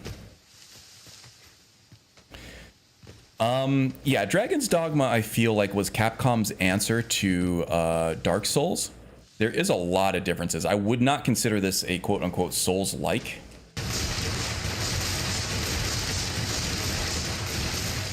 But in terms of like level design and world design and just the way things... Oh, I've already been here. Well, shit. I've already looted this place.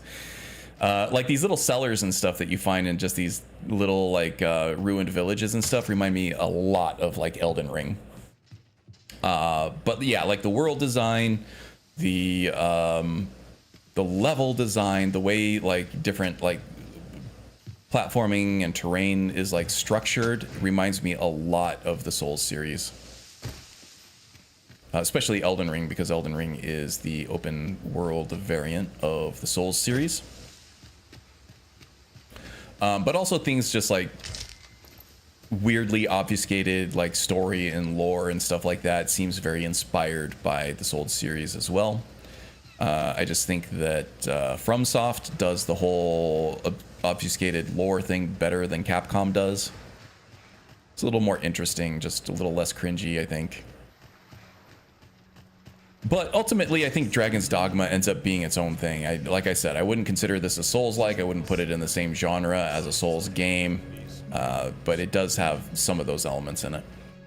Did you play the first Dragon's Dogma? I played it for about 20 hours, yeah. And then it's funny because the first Dragon's Dogma I played, I liked it. I didn't really get all of the systems. I picked it up later and I liked it a lot better. I played it for about 20, 30 hours overall, but then I got to the point where I just wanted to play Skyrim. I was like, oh, this is giving me ideas for Skyrim characters. So I went back and played Skyrim, and I never really went back to the first one. It is on my backlog to play on PC, though.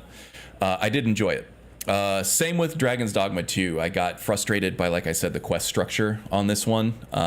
Just like getting through the main act is a lot of just like royal espionage in that palace over there, and just finding and talking to the people and suffering through this cringy dialogue.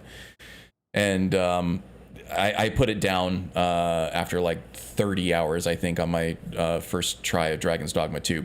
Now that I've kind of found a gameplay loop that I really like, it's very addictive, and I think I'm in it for the long haul now. I'm definitely gonna finish this game now. But the first time I played this game, I was playing a fighter, and I was like, dude, this is badass. I want to see if I can do this in Skyrim. And then I put the game down after 30 hours to make my my Ordinator Warrior that I made the build guide off of. I think the Griffins are the most fun enemies to fight. Yeah, the Griffins and the Chimera are really fun too because of the 3 different phases. This is a game that really excels in the end game. Good. I want to get to the end game this time. I definitely want to get to the end game with this because I really do enjoy the gameplay and the loop on this, even if the main quest is not doing it for me, at least in the first act. I still have never unlocked Batal. I got really close to it, and then I was like, I can't do this quest anymore. But I think that the game probably will really unlock itself once you get, like you said, to the end game systems more. If I can unlock Wayfarer and some of the other advanced vocations, I think I'll be much happier. Do you have... She has a fairy stone. I'll go ahead and buy that. So there was the controversy that you can actually buy fairy stones for real money in this game. And people were upset. You gotta pay real money for fast travel in this? No, you don't. It's like, all right, everybody relax. The only reason that they made fairy stones available is because it's like the lowest impact thing that they could have charged real money for. That was Capcom getting word from the higher ups, okay, you got to have some microtransactions in this game. We need that recurring income on all of our games or whatever. And then the developers are like, oh shit, we don't really want to do that, so we're just going to put some useless fucking shit in the microtransactions. Fairy stones you can buy for 1,000 gold. I have 64,000 gold in this game. You can find these in vendors all over the place. They're not limited, right? I have probably a few dozen of them in my storage. You really don't want to use fast travel that much in this game anyway. Like I said, there's only like, what, 4 fast travel points in the entire world, plus the ones that you can set down. So this game was not meant for fast travel in mind. You also do have the ox carts, like the carriages that you can ride to those fast travel locations, and a few other ones that that don't have fast travel points as well. But yeah, this game was not meant for fast travel. It is meant to explore the world, experience the combat, experience the bosses out in the wild. Fast travel is more if you can't be bothered to go back and forth, or if you get yourself in a predicament like I did where it was nighttime and I didn't have any lantern oil. That can be an issue. I'm gonna sell all my rotten fish. I have not found a use for fish yet, or rotten stuff. Maybe later on in the game you can unlock recipes to make those things more useful, but I've just been selling them off. Modest camping kit I don't need either, and they're very heavy. Yeah, so that was blown out of proportion. There is this large and noisy contingent of gamers that just hate every single new game that comes out, and they are circling the gaming industry like freaking buzzards. And as soon as one new game comes out, they're gonna figure out that one thing that they can incite a hate mob by. And for this game, it was the fairy stones that you pay real money for, that nobody should be buying or paying real money for. That was a wink and a nod from the Capcom developer saying, hey, don't buy this, it's worthless. But no, that's what the hate bandwagon. There's a huge contingency of gamers that fucking hate video games. They hate them. They need to play them. And all the old video games are so much better than all the new video games. All the new video games are just such trash, every single one of them. So that was what they pinpointed in this game, and this game got a lot of hate, unnecessary hate, for these fairy stone microtransactions, and it was just completely needless. There are reasons not to like this game that have to do with the game itself, but those microtransactions were not one of them. It's not one of them. His maundering will make more sense to us in time. The end game has exclusive items that, yeah, and I've watched some videos on that, and it looks like there's equipment enhancements and stuff too that are exclusive to New Game Plus, right? Or certain like vendors or craftsmen that you get access to that kind of help with gear progression.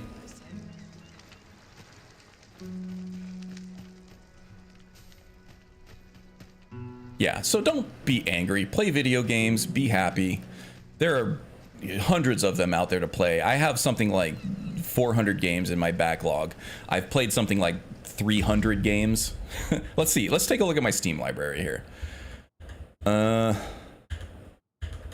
Actually, I don't even have Steam open, and with the way I have... oh, yeah, I do.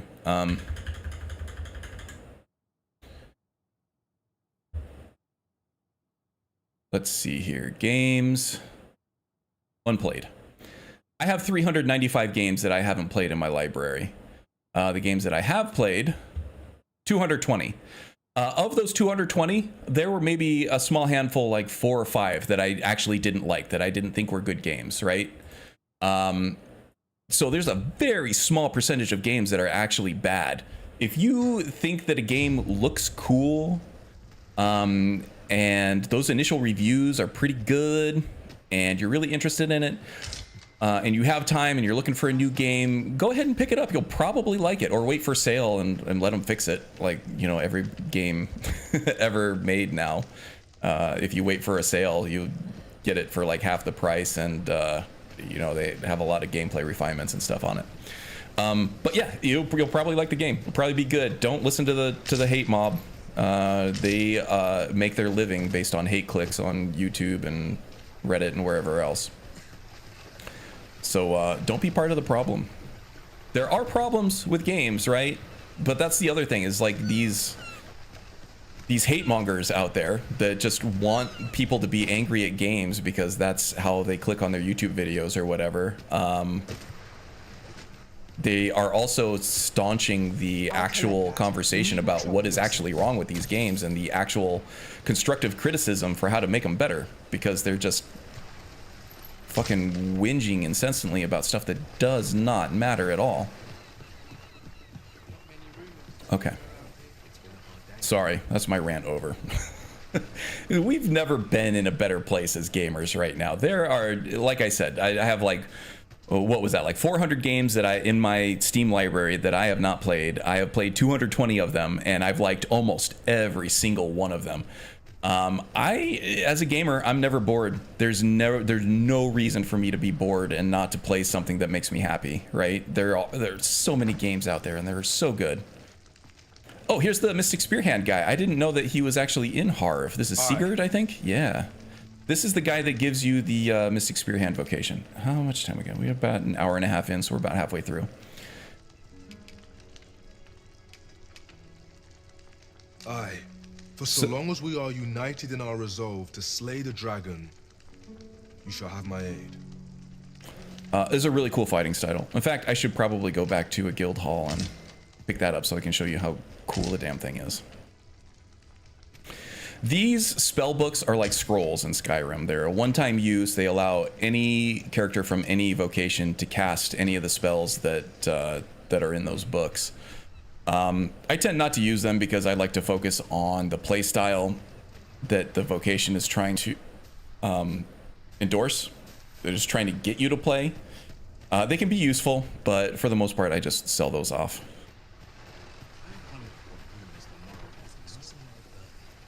Yeah, the build crafting changes drastically once you reach endgame. When you access endgame equipment, that is. Yeah, I thought so. Yeah, I've been watching some videos on it, and that's kind of spurring me on to get through the sort of draggier parts of the first act main quest. This isn't the way to our destination. I'm looking for an inn here where I can rest and change my vocation. Yeah, that's right behind me and to the left. I presume you've a new one in mind. Oh, it's clearly marked too with the I'm sure with the there's a very fireplace good there reason too. for this detour. We must respect our master's wishes. Can I interest you in a room, sir? Organized story. Oh, he does not have a guild hall here. Great.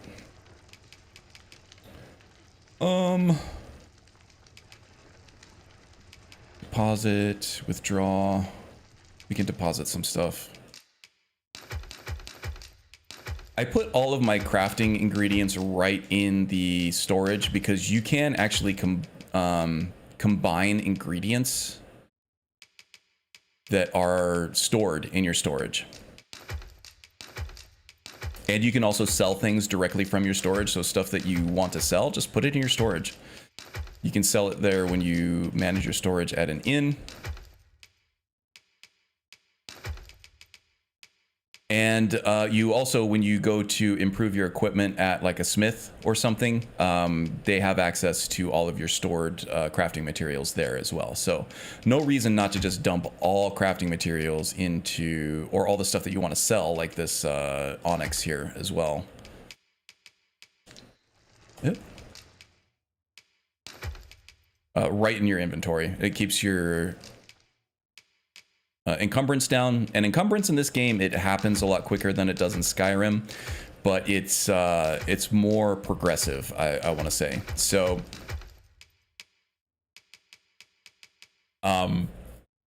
you have different stages of encumbrance, like right here.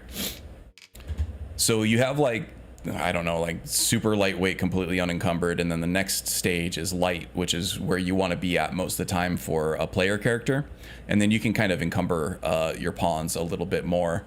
But then after that, there's like average, and then that starts to slow your character down, slow your stamina regeneration down and stuff like that. It makes it so you can't do as many of the things as you want to do as often as you want. But then just positioning in this game, especially for mage characters and ranged characters, is super important because you don't have very many other defensive options. So making sure that your player character is lightly encumbered is really important. It's kind of more like a Souls game. I think they took the encumbrance system more from that. So yeah, it's you gradually incur more and more debuffs as you get more and more encumbered. It's not like in Skyrim where it's like you're fine, then you hit that threshold and now all of a sudden you can't run. You don't want to be fat rolling like in Dark Souls. Exactly. Yep. Exactly. All right, we do need to rest, so we'll rest here till We morning. must rest, though the sun is still up. I know, but we got really beat up in that dragon fight, so let's recover. I also have lantern oil that I need to pick up from my...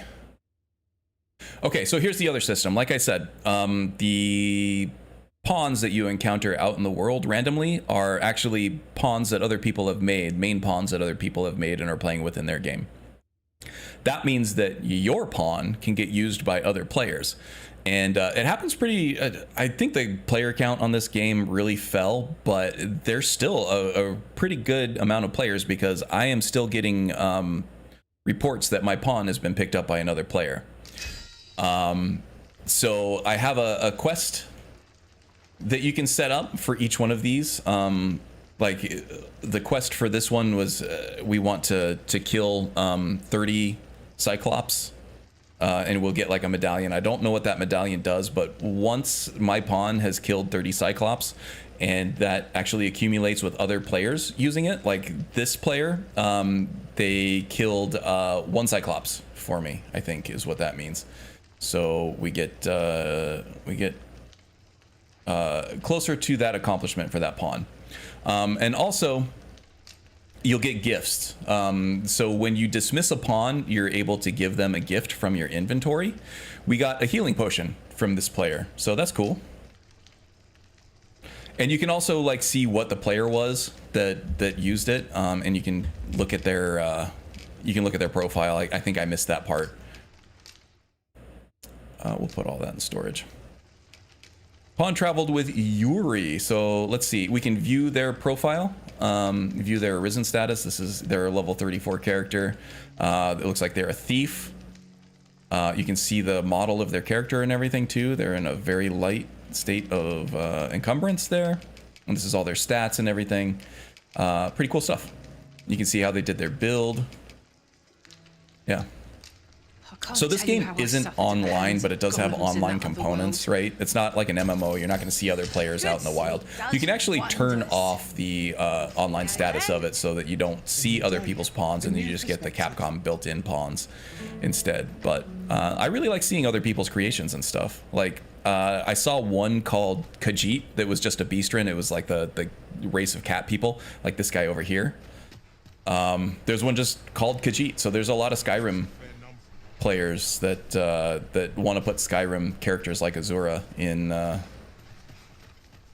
game, so that's cool to see too. All right, so I'm looking. It doesn't look like there's a guild hall over here. I want to see if I can find Ulrika. See if she's kicking around here somewhere. One of my main allies. It's nice to check in with her every once in a while because she will give you some pretty good quests to advance the storyline a little bit and get some more experience. I'm not seeing her. She looks, she's a very pretty NPC. She looks like, I would say like Alison Brie, if you know her from Community and Mad Men.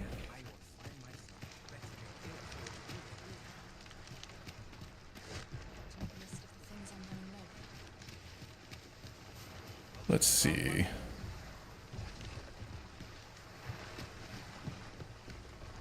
Two different vendors. I think I've been at that vendor already. She didn't have anything that I needed.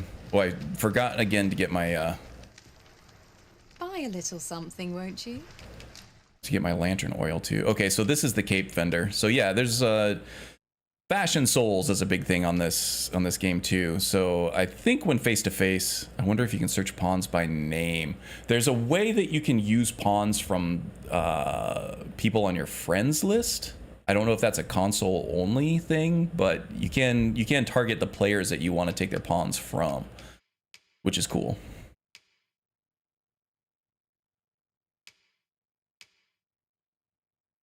Gauntleted petticoat. That looks cool.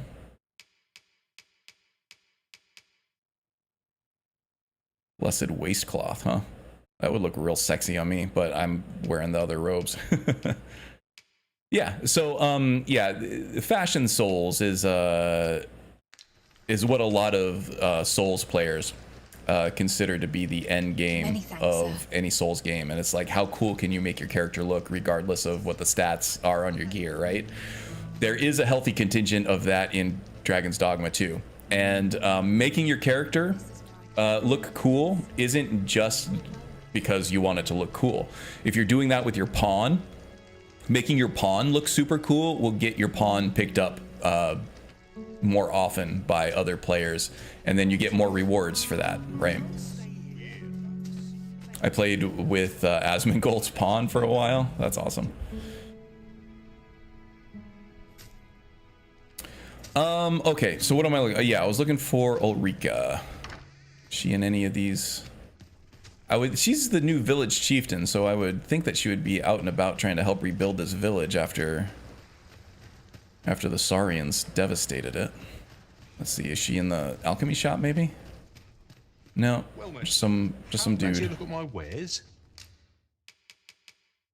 See, more fairy stones. You can pick these up everywhere. Don't pay real money for them. It's such a non-issue. Oh, there's lantern oil too. I may as well just buy a couple of these while I'm at it. Actually, I probably should get more. Let's go ahead and buy all of them. They're cheap, and I need to distribute those amongst my pawns anyway. Do come again. That's what she said. Ba-dum-tsh. There we go. Oops.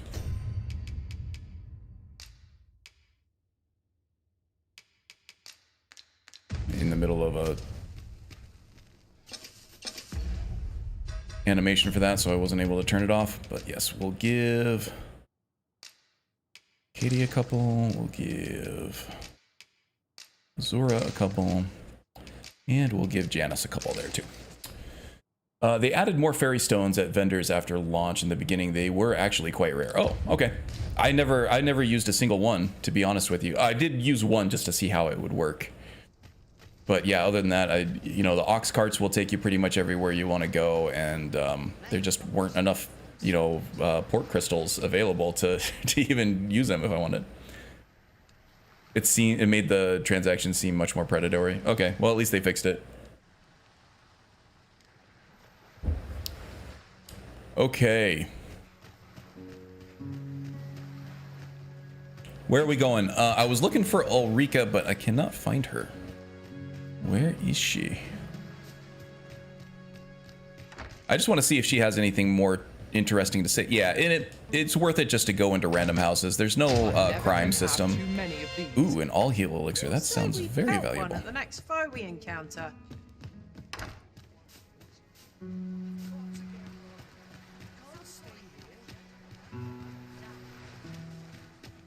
Yeah, it does make it is worth it just to go in the random houses, because there oftentimes are chests in there that can contain valuables, as you've just witnessed.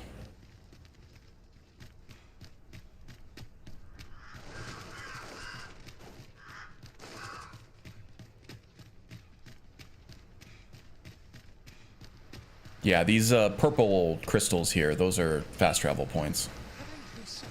And I only have 2 available right now, plus one that I can put wherever I want, but I haven't, decided exactly. I was thinking maybe Sacred Arbor, is that what it's called? The elf encampment?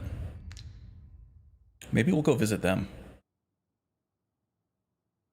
Yeah, I was thinking of putting a fast travel point here, because there are some crafters and stuff over here that have augments for your weapons and stuff, and that you can't get over in what's the other place called? Burnworth. If you want to find Ulrika, you can highlight the quest and see if your pawn has quest. Oh, I don't have a quest active for her, which is kind of the thing right now. The quests that I have: Feast of Deception. Yeah, okay, so I have to kind of infiltrate the dinner party or something to get more information on this false arisen. And then there was like a Prince and a Pauper side quest over here that isn't really a main quest. I gotta see how this kid, he did this really dangerous trip from Vernworth back up to Melv and back, and that's like a trip where you're gonna fight like dozens if not hundreds of goblins and bandits and even griffins and monsters and stuff. So I fully was expecting that kid not to make it, but I kind of equipped him with some pretty good potions, so maybe he survived. And then I have to visit some sculptor in Batal, but I do not have access to Batal at this point. I have to further the main quest. So yeah, I can't really use that. Yeah, the pawns themselves though, like you said, if the player who made the pawn has finished your quest, they'll be able to guide you through where to go. Not necessarily always what to do, but definitely where to go, and that can help. Yeah, I might just abandon my quest to find the pretty NPC. I kind of feel like your Ulrika was meant to be like a romance interest for your main character, but then also I know that your main pawn can be too. I don't know, I haven't played through it enough to actually know if either of that's the case, but it kind of seems like they were setting Ulrika up to be a romantic interest, right? Face to face with life, you might know a little better. I wouldn't be shocked if at some point you had to choose between the two of them. Or maybe they just wanted Ulrika to look hot. I think she's meant to be the default romantic interest if you don't... Okay, that's kind of what I was picking up. Yeah, I don't see her anywhere. I'm sorry. You can look up screenshots of her if you want. But I wanted to see if maybe she had another quest line or more dialogue to share with me or something. Okay, where are we going? We're stocked up now, so we should be okay for anything that we need to do. Let's actually just go back up to where we were before. So just head north, left at the fork, then right at the fork, then right at the fork. Left, right, right. And we'll head back to where we were going, where this swath of fog is. And then we'll just continue up to Sacred Arbor, because I want to show off the home of the elves. I think that would be cool. Oh, it looks like we have... oh, no, that was just that secret that we already got. Us. Mayhap we've scared them all off? I'm like to forget how to fight should this continue. Well, wish granted there, pawns.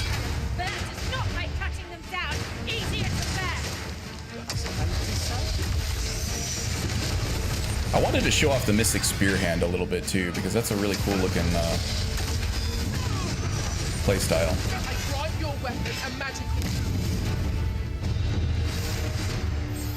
Oh, the pawn got a rank up.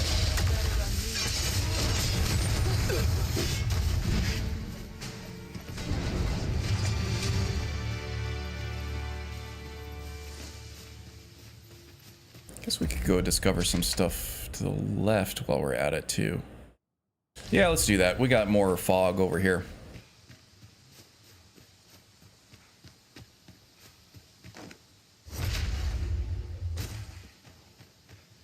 Ah, there's another ruined riftstone.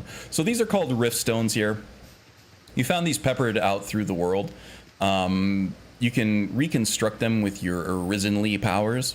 And sometimes they'll give you a portal into the rift where all these pawns sort of go when they're not out in this actual corporeal world. It's kind of like an alternate, almost like a soul cairn type world where they all kind of reside. So these pawns are not actually, they're humanoid, but they're not actually like human. They're a different thing. They're a different kind of entity. And they live in this different world called the Rift. Sometimes these Rift Stones will give you a portal to the Rift, and other times they will summon a higher level pawn for you to hire. This one looks like it'll actually send us to the Rift. Now, each one of these Rift Stones has like a theme to it with, let's actually see if I can find it in the map here. Rift Stone of Agility. So like all of these pawns will be super high agility or have like agility augments or something. So there is a theme to each one of these.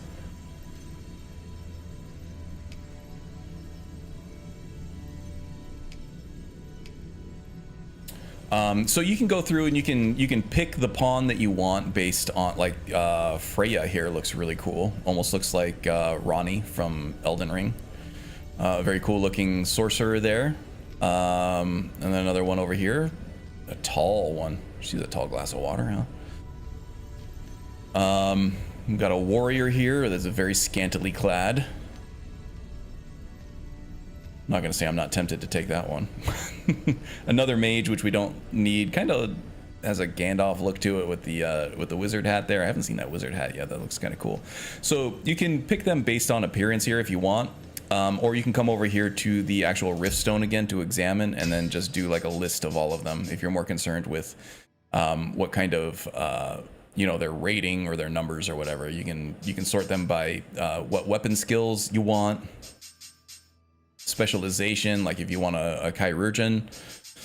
The Woodland Wordsmith actually will translate all the Elven characters because most of them only speak Elvish. It'll translate their words for you. Forager we've talked about, chirurgeon we've talked about, logistician, booger. Logistician will reorganize your inventory so that it's spread more evenly amongst all of your party, which is kind of a pain in the ass if you're trying to keep things organized yourself. There's also another one called Hawker that will automatically sell your stuff if you get over encumbered, which I also don't like because they can sell off very useful things. Why does Alice have 200 likes? Probably because she's hot. Gob looks so neat. Yeah, we can do another fashion show. Let's see if we can find out Alice. Alice might be one of the originals too. Like it kind of works out like YouTube does, where if you get like a lot of views and a lot of likes, the people are more likely to. Oh yeah, well, Alice has a bunch of likes because she's wearing underwear. That's your answer. And let's see which one was Gob. Oh yeah.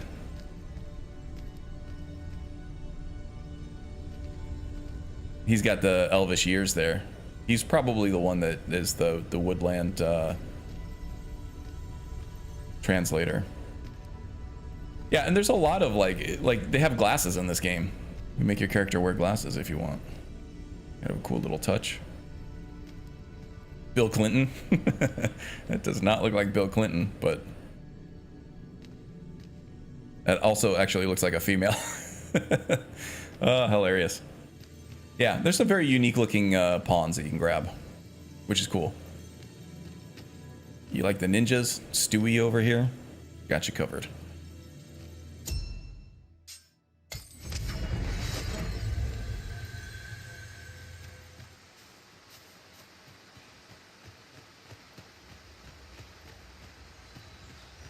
Harpies. I hate harpies. Much easier to deal with a mage. But as a fighter, which I want to main this character with in my end game, they are such a pain. The fighter doesn't have any ranged abilities. They do have the elevated strike, which you might see Katie over here perform it against this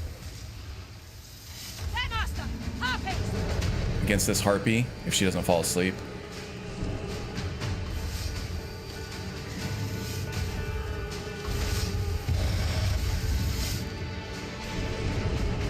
Oh I was trying to target Janice with that. I guess I was out of range. It's a leaping kind of like somersault strike. Hope you weren't expecting mercy. But it's really unwieldy. Ooh, there's a Cyclops over there too. That's really your only option for attacking harpies, and the harpies will do that little song that they sing to put you to sleep.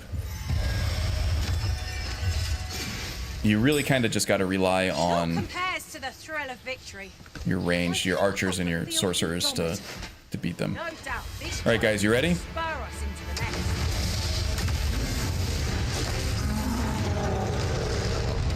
Lightning seems good. Yeah, destructible environments too. This guy is like just destroying trees, trying to get to me here. Oh, he really has a murder boner for me. There you go. Fight my tanks, please.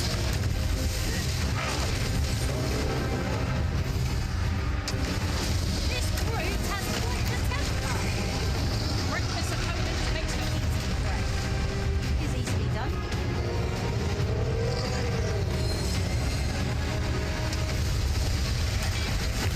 That was a tactical mistake there for me.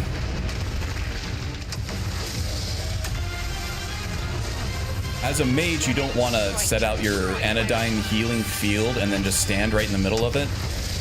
Because if your tanks need to heal, they're going to come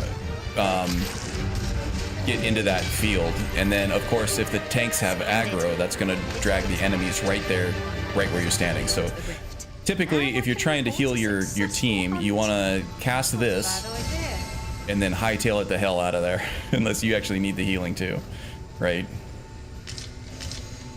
Yeah, so the Cyclopses. Oh, now I have a beast steak.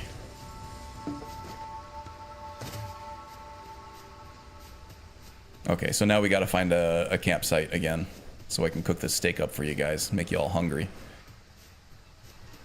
The springboard skill is cool too, but pawns almost never do it. Yeah, I have my fighter set up with springboard, just in case I need to get to a high area to like get a treasure chest or a secret token or something like that. I suppose you'll be wanting my... And it takes a while, but she's usually pretty good at recognizing when she needs to do it.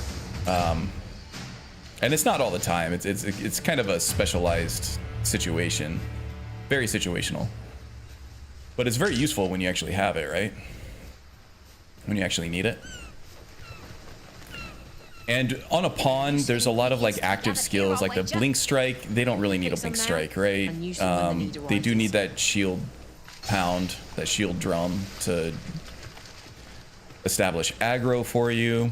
And I like having the shield bash skill on them as well, so they can do strike damage. Okay, so there's two different types of damage in this, physical damage in this game too, right? You have your slashing damage, which swords will do, and you have your strike damage, which is more like maces. And shields also have strike damage too. Strike damage will do less actual damage, unless the enemy is weak to it, but it does a lot more knockdown damage. So you're much more likely to knock an enemy down with strike damage. Yeah, playing an archer with a fighter pawn and doing the springboard makes for super cinematic moments. Oh, that's pretty cool. Oh yeah, you're talking about in combat. Yeah, I use it for situational platforming stuff, but yeah, if I've rarely seen them do it in combat. The pawns in this party are women. Some of the cooler stuff that you do in this game, it kind of gets lost on the AI. So that's why like things like archers and thieves are generally like you don't really want them as your pawns, because the cooler, better stuff that they can do, which they kind of require for those vocations to get the full effect of them, the pawns just, the AI just doesn't know how to do it. Just doesn't even either recognize that it should do it in this moment, in this situation, or it's not fast enough to do it when you need it. James is gonna be right back. All right, James. Oh, here we go. These are Watch out for the choppers. choppers. I was gonna say they're cutters. No, that's not true. They're goblins that they hide in the foliage. There's one coming, and nobody else sees them, and I can't even target him.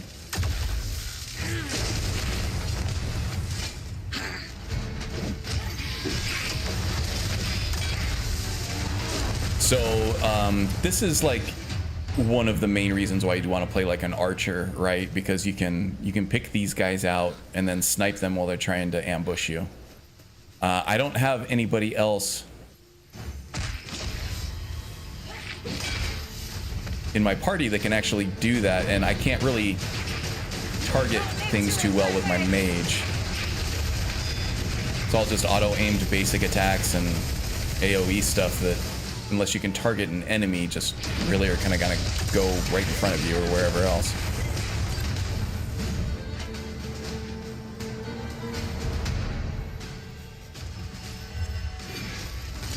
Let my magics grant you an elemental boon.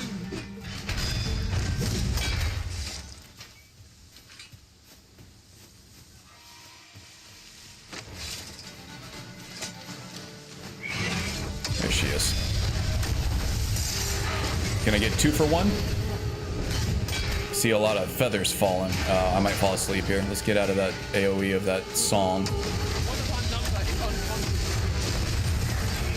Yeah, I hate the harpies. They are everywhere. If you're playing a melee class, really hard to deal with. They're not particularly strong. They're not particularly deadly, but they are just extremely annoying. Oh, and then we got an ogre. Kind of looks like a troll from Skyrim. Oh man, just absolutely threw Janice. That's amazing. First and foremost, always be careless. Know your limits.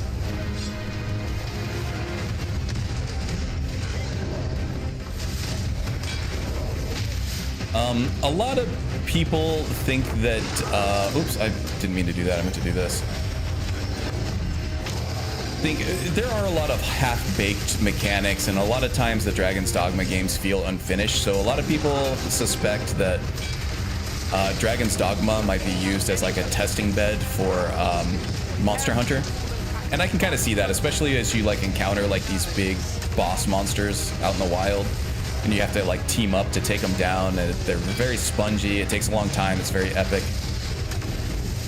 But there's a lot of differences, in my opinion, between Dragon's Dogma and Monster Hunter.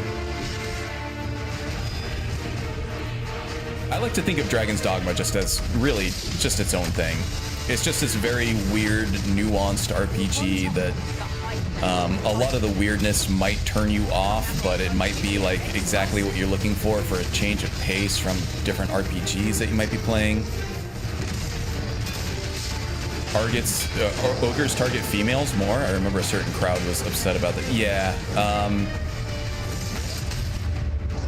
I can see that. I can see that. It's a little weird, but it is one of those gameplay wrinkles and nuances. I don't think most people are really offended by that, right? These ogres are disgusting creatures. You know, they might be horny for human females. Who knows? Everybody's got their kinks. There's ought to be found here. Let us ponder how best to proceed.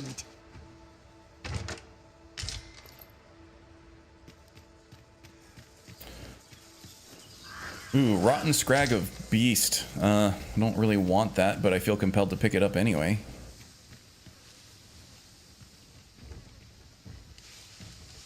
Yeah, it doesn't bother me much. And like I said, probably most rational, reasonable people won't be too bothered by it either.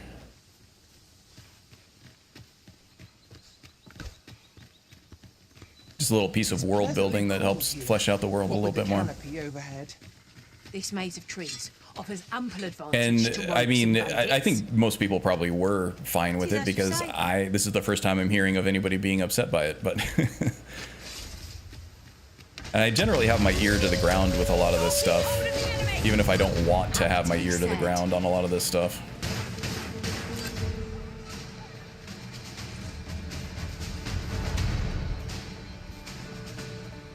I hear something. Oh, that's going to be the fire affinity that Azura casted on my staff. It's like I hear something magical, and as soon as I hear something like some kind of magical ringing or something, I start looking for Nern roots because of my thousands of hours in Skyrim.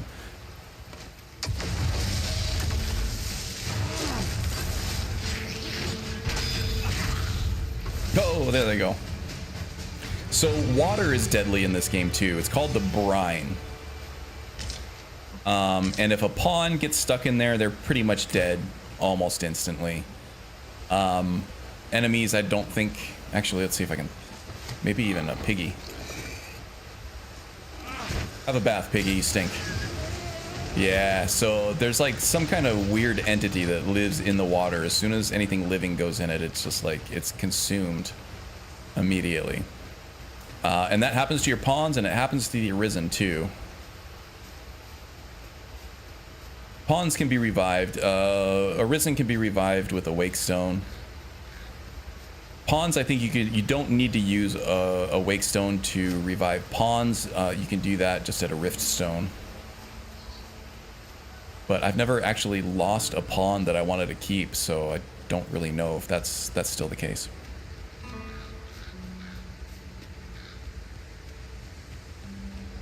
It's never actually explained, the brine. Well, it's obviously a technical limitation. They didn't want to have to deal with water mechanics, right? So they just made it deadly. They've been doing that in video games for a long time. At least they added some kind of spooky thing that happens when you go into the water in this game. What was it, like Grand Theft Auto 3 or something like that? There was water all over the place, and it was like instantly deadly if you touched it. Just for no reason. No in-game lore explanation. Yeah, it just is. Yeah, I kind of like it. It kind of makes it spookier. A forgotten rift stone we've not discovered lies nearby. Yeah. It's this way, as I recall, from my last sojourn beyond the rift. Sweet, go get it. I suppose you'll be wanting a guide. Very well. Very well. Following you. There directly. So this is my main pawn. She, I obviously have never been here because there's a lot of fog of war on the map. This is knowledge that she picked up from somebody. It's from another character hiring her and using as a hired pawn. They encountered this. My pawn remembered it, and now she's showing me where this thing is in my own game, in my own world, which is really cool. It's a really cool way to connect your players in a very creative way, I thought, and something that's not like too demanding technically, as far as like having like a full online co-op mode or something.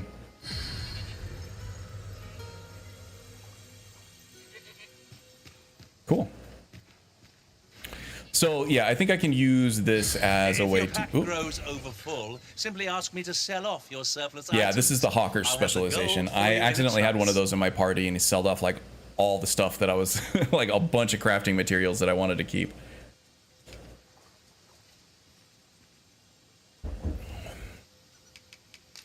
But like I said, thieves generally are not very good as hired pawns because a lot of their stuff.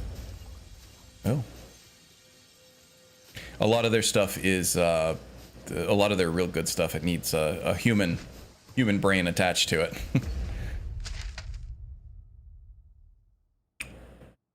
All right, let's head right, and then we'll continue to go north. I do want to, before the end of the stream, hit up Sacred Arbor, which it's farther than it looks. It's actually not that far away. Although now I need to figure out how to get back down without completely biffing it.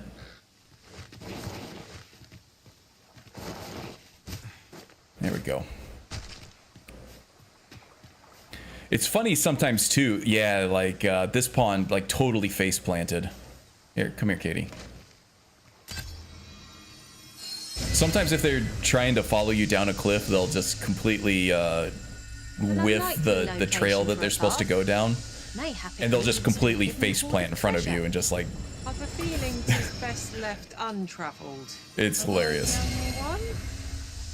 My thanks. Just what I need. Now, if you do leave your pawns too far behind, like sometimes you know in Skyrim how your followers will get stuck somewhere doing something, and they'll just disappear for days, weeks on end. You can use this to me. It's a down directional pad on Saurian's here. It's down directional pad on a controller. It's probably like a shift button or something on on the keyboard. It's the to me command.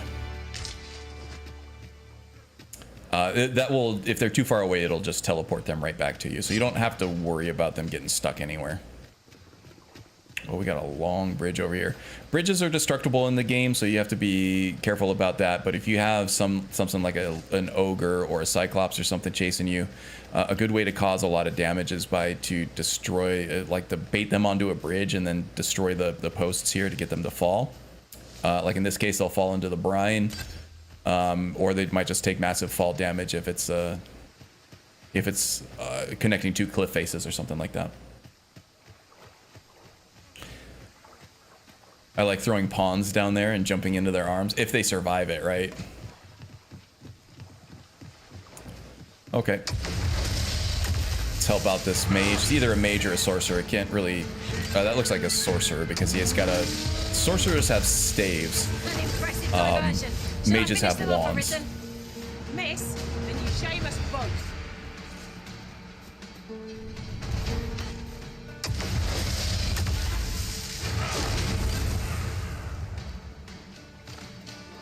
Is that a chopper over there? Yeah, that's a hidden chopper. Am I gonna get him? Yeah, I managed to get him on that one. I don't suppose begging for a reprieve would get us far with one of this lot. There's an ogre over there. Got a... Oh, there's a dragon down there too. Like a blighted saurian. That thing will that'll spray poison juices at you and poison you. Let's see if Empyrean helps on this one. Oh yeah. Oh, I thought that took a chunk, but it didn't.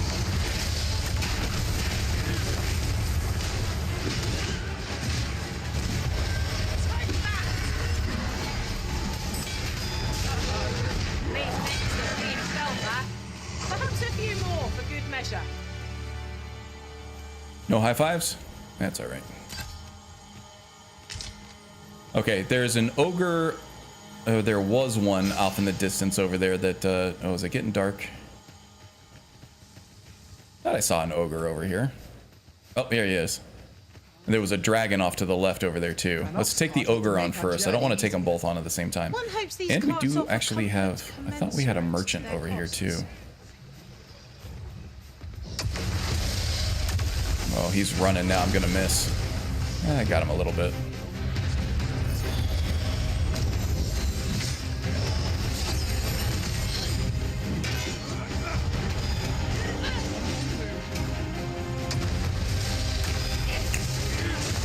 And as far as I can tell, there's no friendly fire in this game. I don't know if that's a tweak that they made to the casual mode, or if there indeed is no friendly fire in the regular mode too.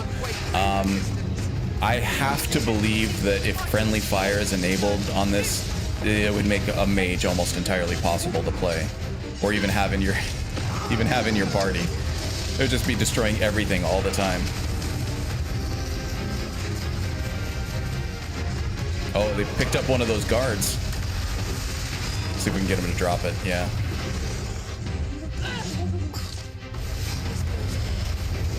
Have some fire damage there.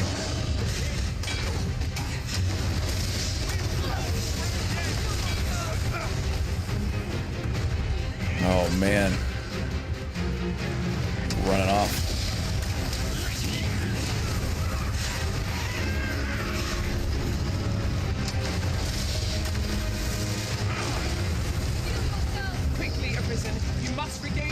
Oh, I used up all my stamina. Okay, Azura helped me out with that. And it's been ignited too.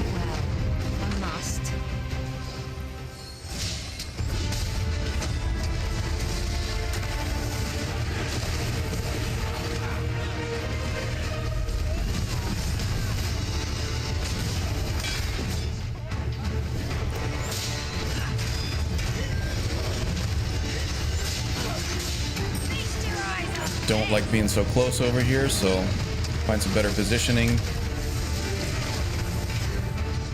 That was a good shot. Regain some stamina here. Oh, now he's mad. Almost dead too.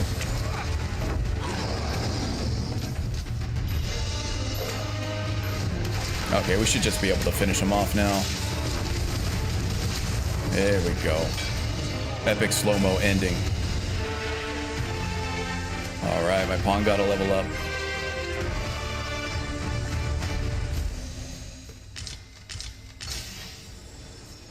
Over so soon? Why? We seem to have come through unscathed. Mad trash talk, I like it. Is an enemy Okay, in so at night, if you look Let us around, you'll be instead able to see strive these to better sparks, these ourselves with embers, every like flying up in the air. That signals where there might be a campfire, so that does help you out a little bit. And now we actually have meat that we can cook up, so I can make everybody hungry.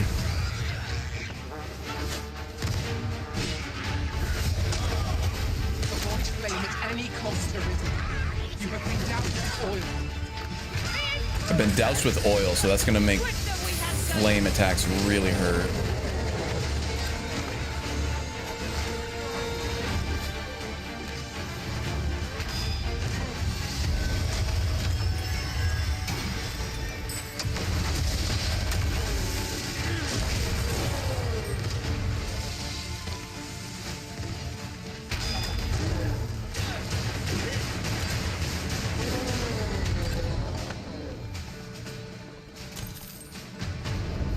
Okay, so this isn't like Dark Souls or whatever where the campfires are all safe havens, right? If you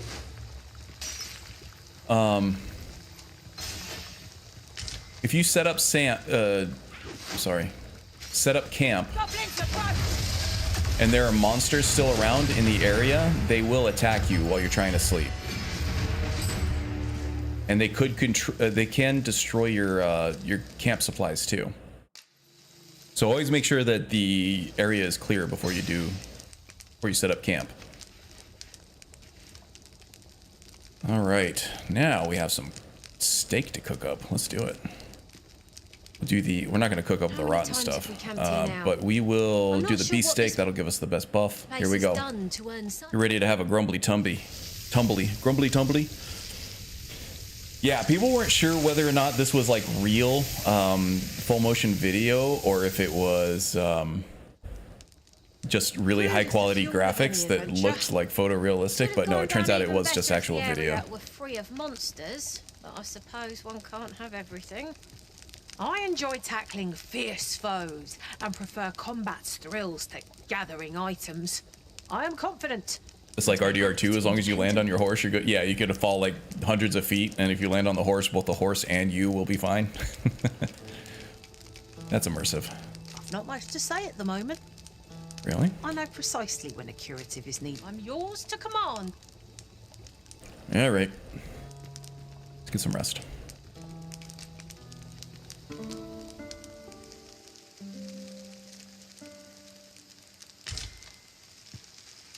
I trust we've all inspected our equipment. What are we gonna do if our equipment doesn't check out anyway? Guess we could ferry stone back. Go then. We're good. Shall we get underway? Let's see. 34 minutes left in my prescribed window here. Traveling should be beyond plenty of the time to get up to I Sacred came upon Arbor. a cave whose secrets you have yet to discover. 'Tis nearby. Shall I lead the way? Oh, hell yeah.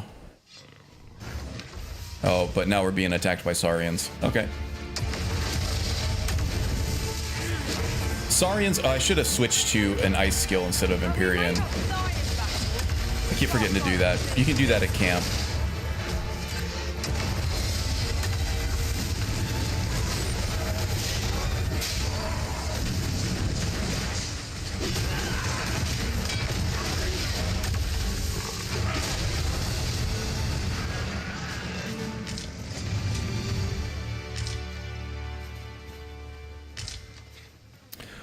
What console did you play on face-to-face?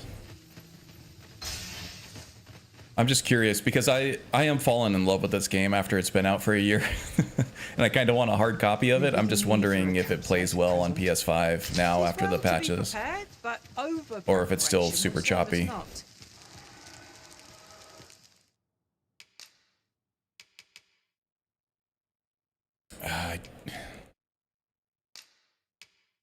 upgrade this. So this gives me an ice spell instead of the holy spell I have. And since I'm not doing a lot of travel at night, and I do have fire affinity anyway, undead are mostly weak against fire, so you don't need the holy damage. Is that a griffin or is that a dragon? Something big and angry. That is a griffin. All right, let's fight him. It looks like he's got a good chunk taken out of his first health bar anyway. Protect. Fire affinity, please.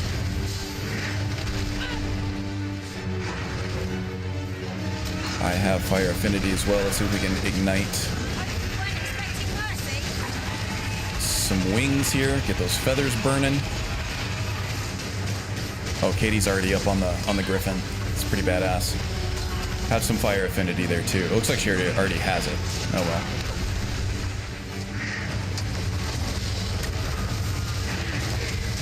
Alright, let's just start doing some damage. That guy's gonna stomp. Let's get out of there. Oh my god, Janice was stuck. Didn't take much damage though. Okay. Pound that head.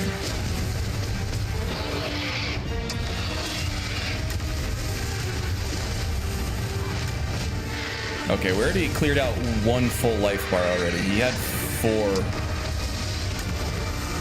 to start out. 4.5. Now he's down to about 3.5. So we're making good progress here.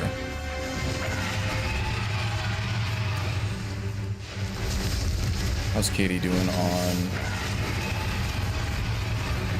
fire affinity?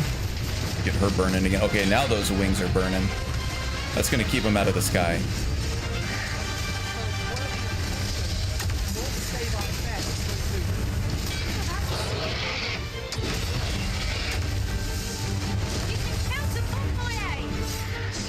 Nobody's gonna run around to the head for a critical strike? Fine.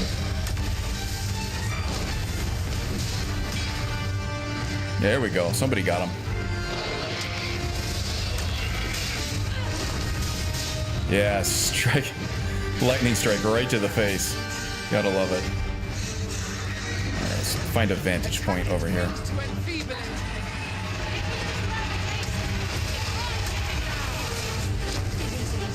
Tanks are doing a bang-up job over there.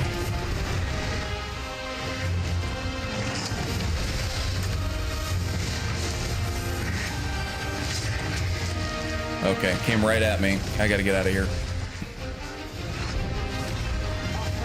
I'm also getting ready to get fatigued.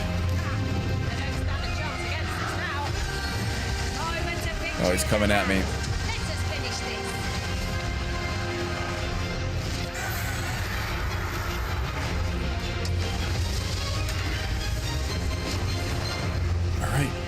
We need more flame affinity. Janice could use a little healing, but she might be okay. Oh, is he booking it? Yeah. Damn. I really wanted to kill that griffin. When fighting on an incline. Can't have our foes using it against us. We'll get him next time.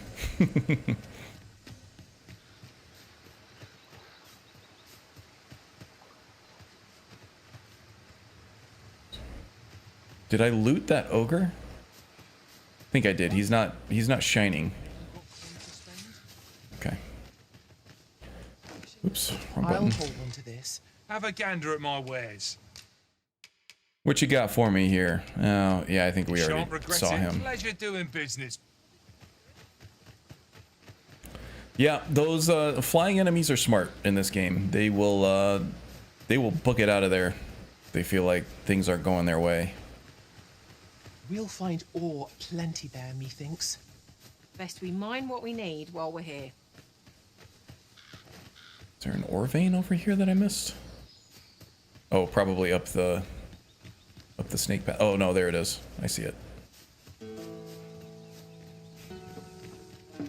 I don't really need much ore. There's some rarer ores that I could use, but the common stuff probably don't need to make a stop for all of it.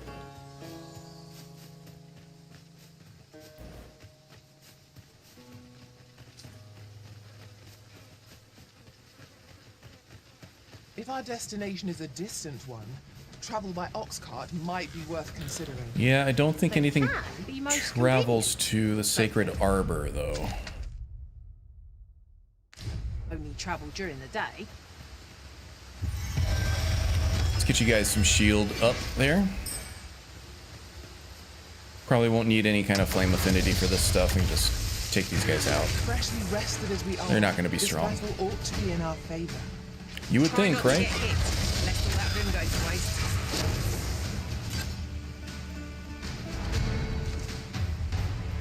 Easy peasy. Oh, there's one. Whew. Almost got me. No sense letting the enemy gain the upper hand. The early griffin gets the worm, as they say.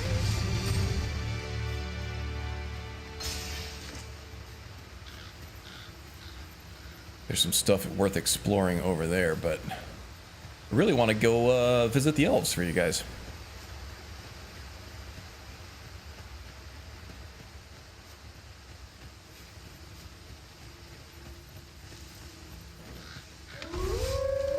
Wolves stalking in the high grass.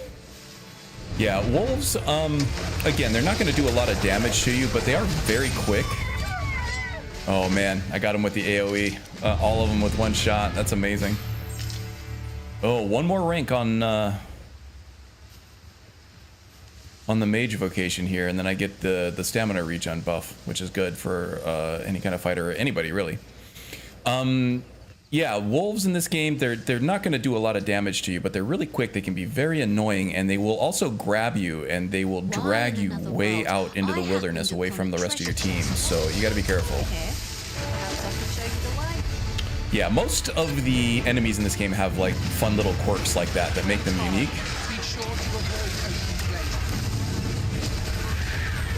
Like goblins here, they will pelt you with like oil, and then they'll throw those torches at you to set you on fire.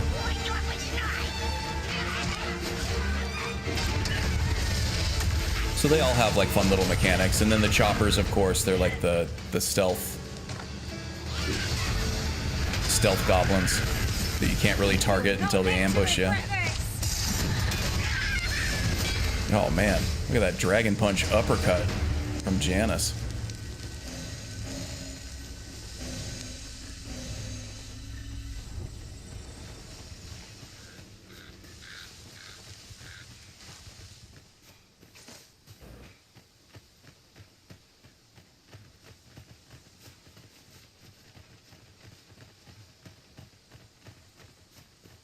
Still haven't encountered any more of the lizard people that are weak to ice, and that was like the whole reason that I wanted to equip ice instead of Empyrean, the holy magic. Also, while I'm on the way, I'm gonna go.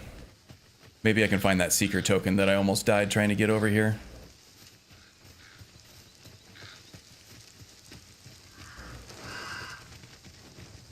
Or that I did die. I had to use a wake stone on myself. Roborants are good. What's this? Excerpt from a traveler's old daybook. I doubt anyone will believe me, yet I am compelled to write this account of what I saw. A gigantus walk to the earth. How else to describe it? It's like every step shook the ground. Its distant crown parted the clouds. I know not whence it came, only that some terrible power must have stirred it to life, be it of god or dragon. They ought beyond imagining. So they have their own like weird quirky language. It's kind of old-timey English. Ought is something. Not is nothing.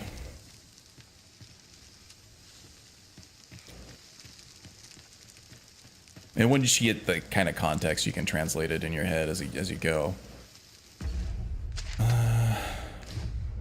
Back over here to the right, I suppose.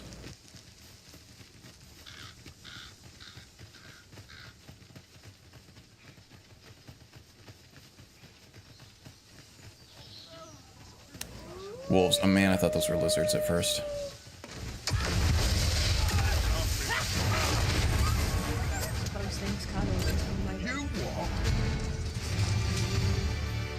Yeah, everybody's pumped. They killed 2 wolves. Get some spuds, some taters. I suppose there can be no harm in bringing this along. We'll find a use for it, I'm sure. We definitely will. Oh, there's a campfire up here. Nice. I'm not even going to be able to find... That's kind of like a paradox, right? I will not able to find... There's ought to be found there. The seeker token in the daylight, but then I'm not able to navigate to it at night without dying.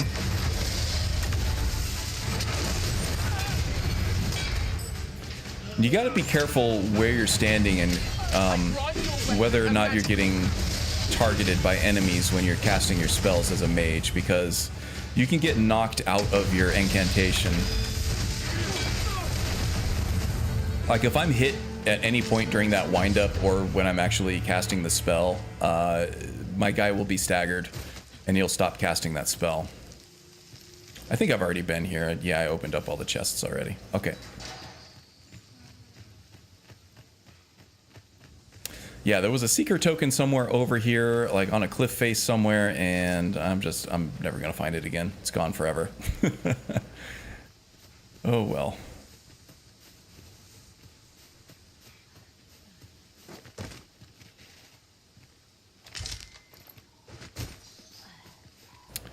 So yeah, I'm playing on PC, and the performance is pretty good. I do have a pretty beefy PC. I'm running a 4090. The CPU is a little older, but I do have it overclocked. It's a 10900K. It has 20 threads, 10 cores, so a lot of parallelization. And I have it overclocked to 4.9 gigahertz, which is... no.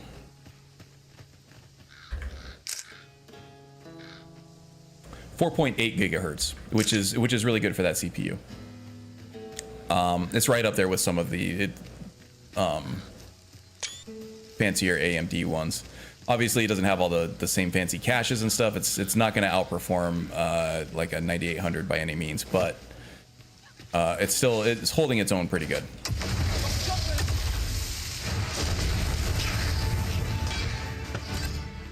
But still, the frame timing on this, it's like the frame rates, I can get pretty good frame rates. But frame timing on it does jump around, so you do get a lot of stutters. I was able to mitigate that a lot by using Special K, the Swiss Army knife of gaming on PC. And what that does is it gives you, okay, so it gives you an overlay here. You can see I have a cap of 90 FPS. The actual FPS that the game is outputting is bouncing between like 89 and 92 over here. But this cap is staying good at a solid 90, and I'm getting a solid frame time of 11.1 milliseconds. So the gameplay to me looks smooth. If you don't have, and I'm running frame gen to keep the frame rate up high. If you don't have Special K to institute this frame cap on it, frame gen will actually disable any frame cap that you put on in the game. So you're going to be jumping all over the place. This frame timing is, your frame rate will be high, but your frame timing over here is going to be bouncing up and down all over the place, and it's going to result in a very stuttery experience with the visuals, and you don't want that. So have enabled frame gen in the game, which doubles frame rates basically, but not quite doubles, but pretty damn close to it. And then I'm also using Special K to give me a hard cap of 90 frames per second. And I still do get some traversal stutter, but you can see down in the corner down there that the frame time is very, very steady. It'll bounce between 11.1 and 11.2, but I can't see that with my human eyeballs. Now in like highly populated areas, like down here in the capital at Vernworth, where there's a lot of NPCs milling around and everything, they got a lot of AI to contend with, then yeah, it'll start bouncing around a little bit. Look, but it's far better than anything you get just out of the box. Such beasts are a fair source of meat when rations are lacking. Yeah, I think we have enough at the moment. I don't want to kill those sweet docile creatures if I don't have to. Do have to take this side path over here though.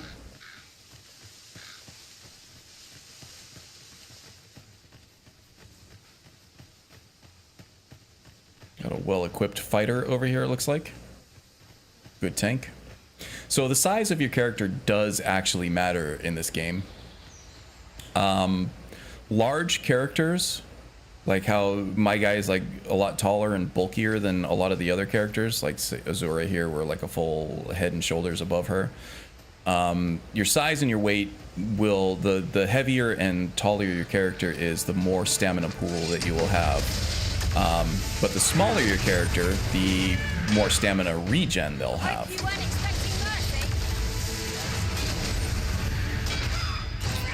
Overall, it's probably not anything too important or too significant, but it does control. Oh, Janice, I'll dab you up there.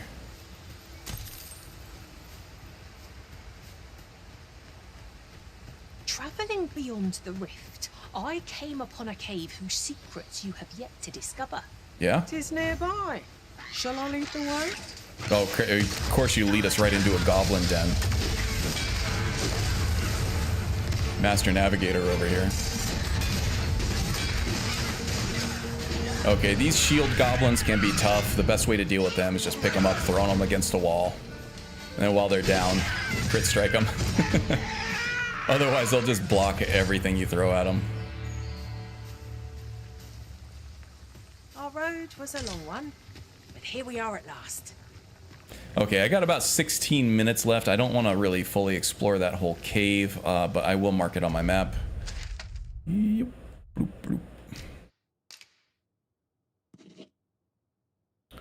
Come back to that later. Probably something good in there. Exploration is usually well rewarded in this game. I don't know how he doesn't see me, but I don't mind that. Don't mind taking a pot shot at a goblin.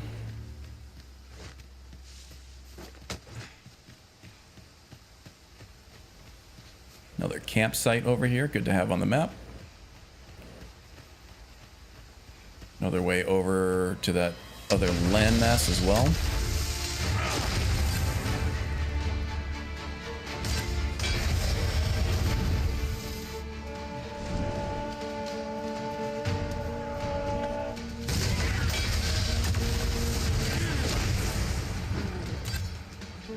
Whoa, where did he come from?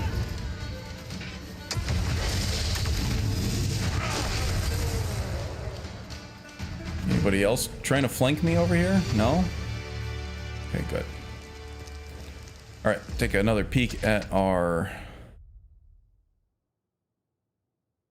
map. Okay, so we do want to go this way.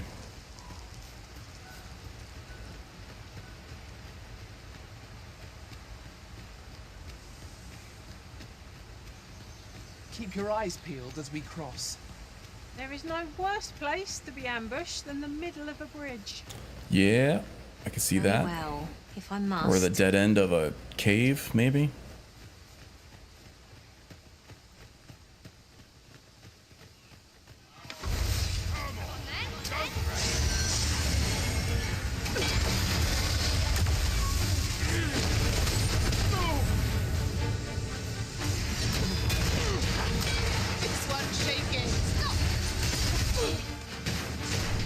All right, come on. Let's finish him off.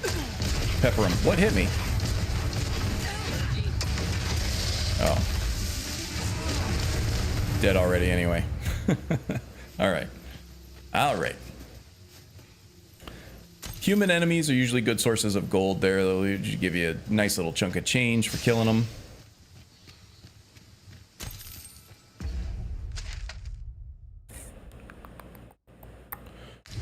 All right, I think what I want to do is come downstairs here and then take that underpass. Yeah, now we're getting into elven territory here, where the forests are a little bit thicker. You start seeing like more elven-styled ruins on the architecture. Really cool looking in this game.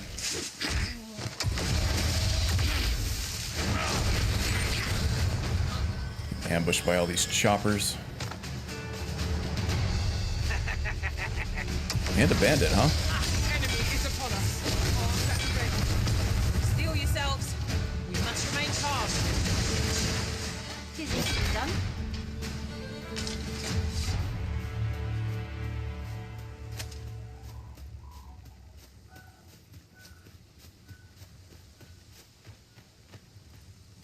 All right, we're getting real close now.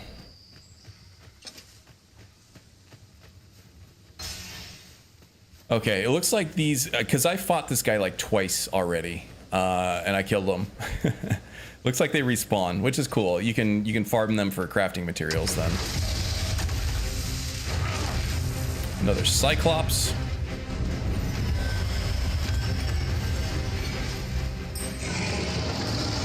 There you go, guys. Don't say I never gave you anything.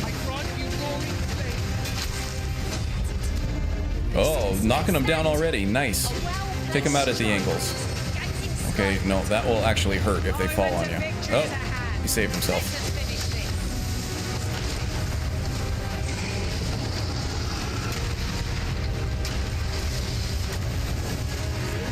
Man, Tank's doing work today. I like that.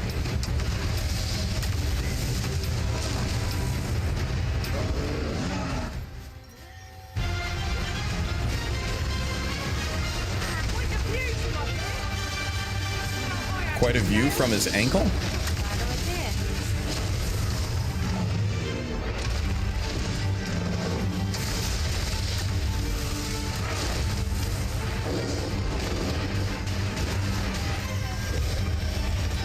Okay, she got tossed. Didn't hurt that much though. I think we're okay.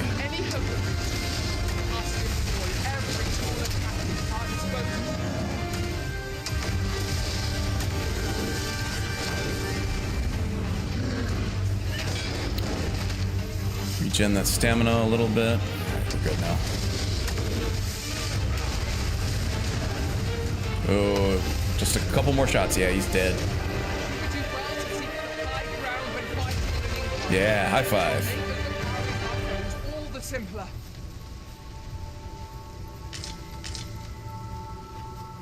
Got his misshapen eye.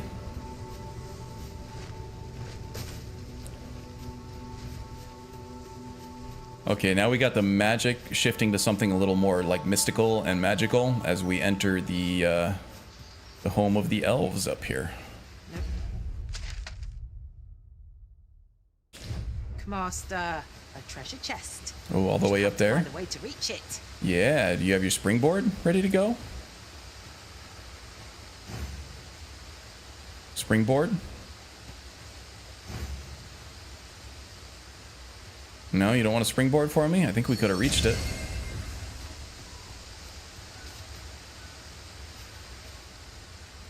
Oh, there we go. Get there from there. Oh man, what's this? Is that a chimera over there? That is a chimera. Let's do a chimera fight. We got about 10 minutes left in the window here. Dang. I really just want to get to Sacred Arbor.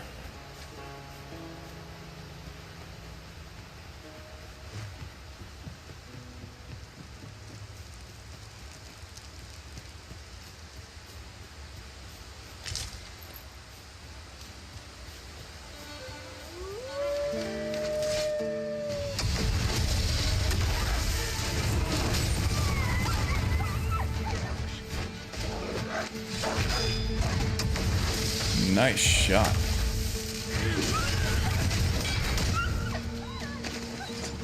Just walk to the store. It's so hot. Where about are you at? I am in the Phoenix area of Arizona right now, and it's been above 110 for like the last 4 days. It's crazy.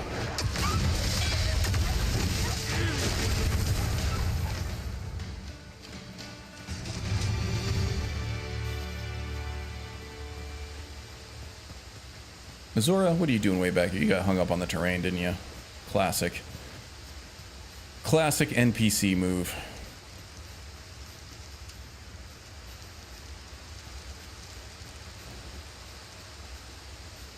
Where was that treasure chest at? I feel like it was right over here.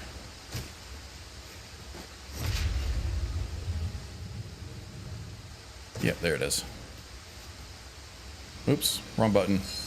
Playing too many different games. I expect this would fetch a fair sum at market. Can I make this? Fortune has deigned to aid us at last. Yeah.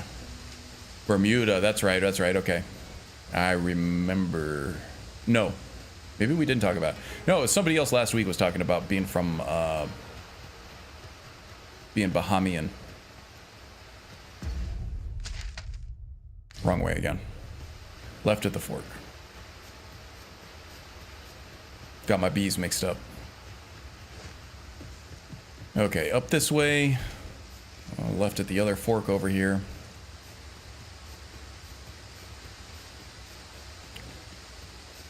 About 90. It's probably very humid out there too, I would imagine.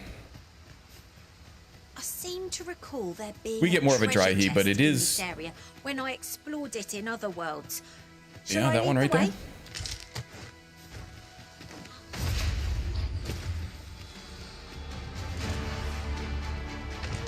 Oh, well spotted. Indeed. Good on you for being so intelligent. Yeah, well, you know. It's good like that sometimes. You guys got this? There you go. No problem.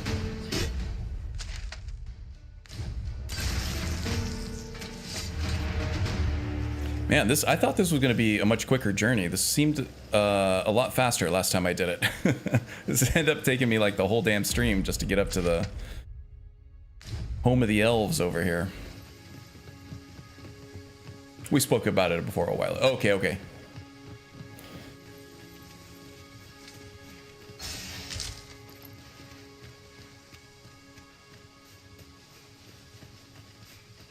Super humid.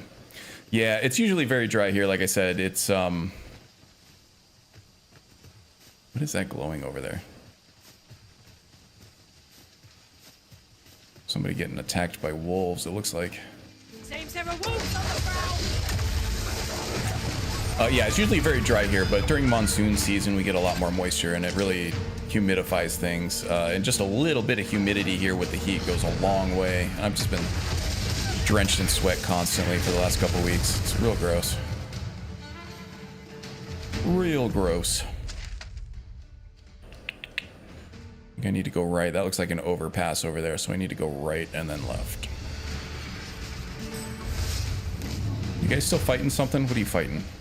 I hope you weren't expecting mercy. Just the one more. Okay. What's up, bud? Air is thick and salty.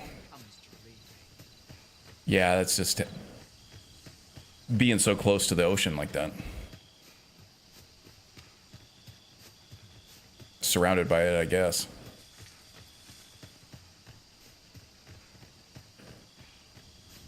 Oh, nope. No, I gotta go this way. Oh, shit. Now how do I get up there? Oh, here we go.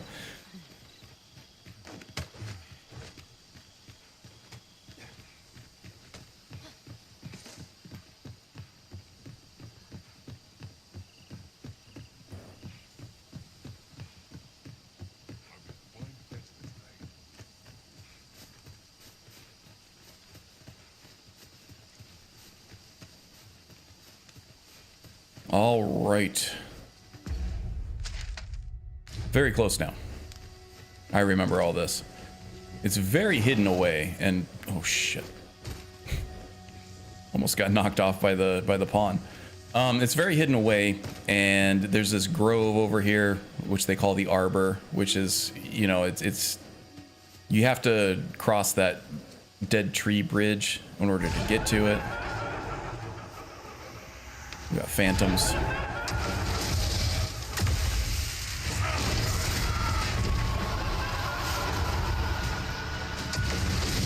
No match for a lightning strike. Just, you know, not many things are. Use these flames to smite our enemies.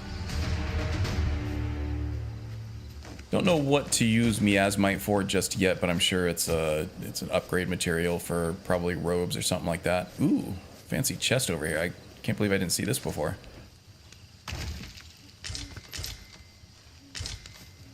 Spell tomes. More miasmite. You can kill the rabbits in this game. In fact, it is encouraged because they provide crafting materials for armor upgrades. So kill the wabbit is a thing. Yeah, and I don't have any elven speakers in my party. We do have the zombies though.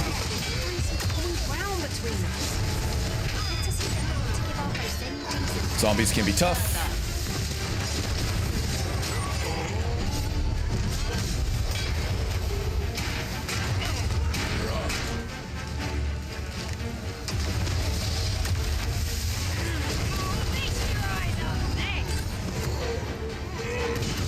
Sorcerer came prepared with some fire to use on the zombies.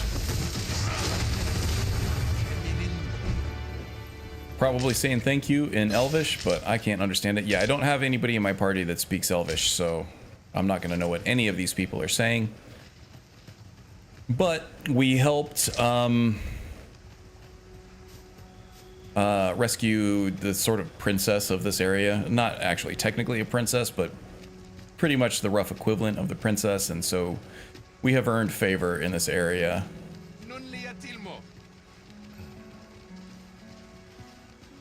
That's a fat elf. I don't think I've ever seen a fat elf before. And a vendor. Okay, we get fairy stones. He's got... oh no, he's only got the one of those.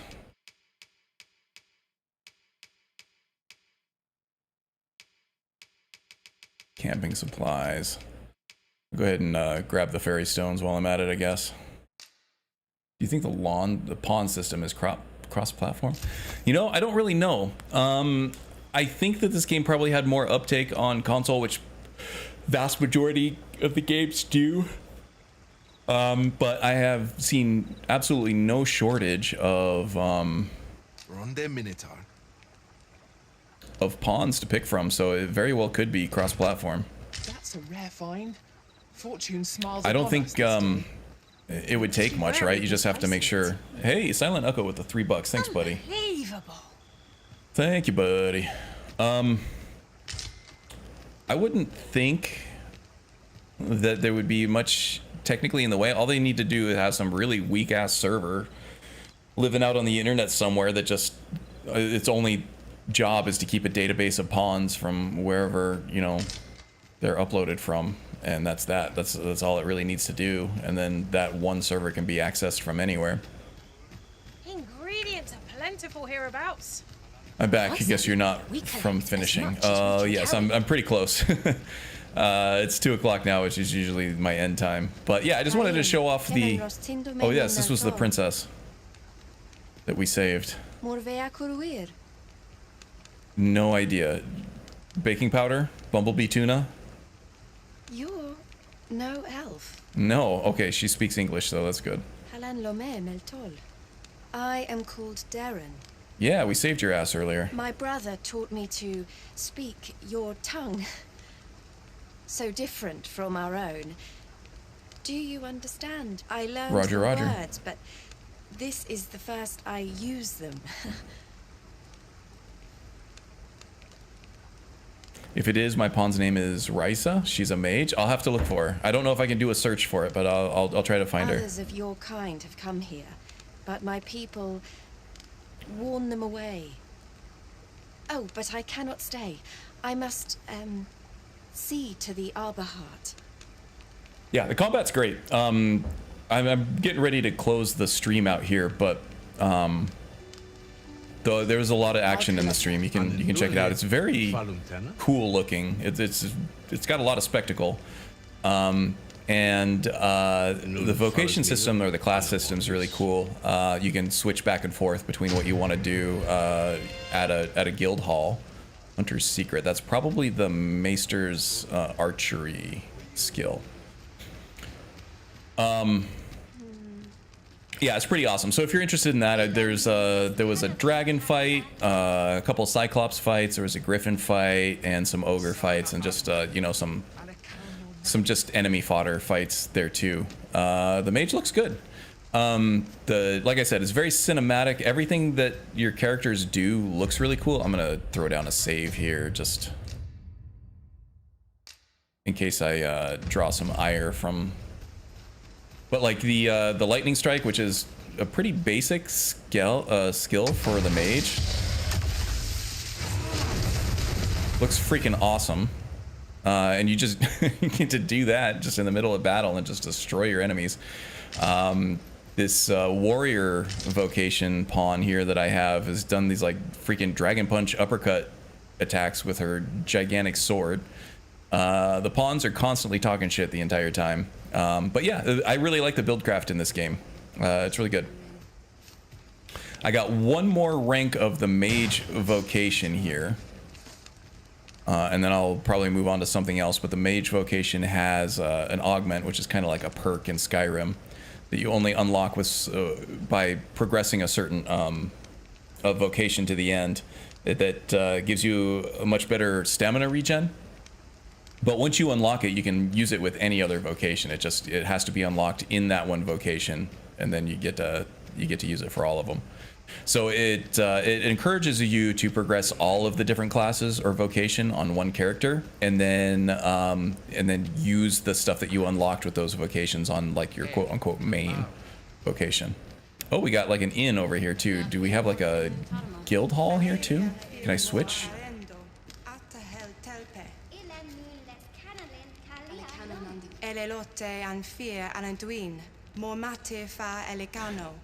This is also part of the quote-unquote friction that people have a problem with. Is like they just stop you from effectively interacting with NPCs that you don't know their language, right?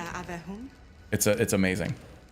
So let's see. This is going to be stay at the inn. This one's going to be inventory management, maybe.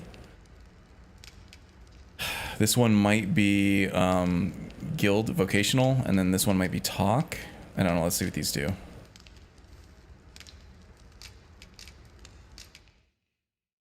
Yeah. Okay.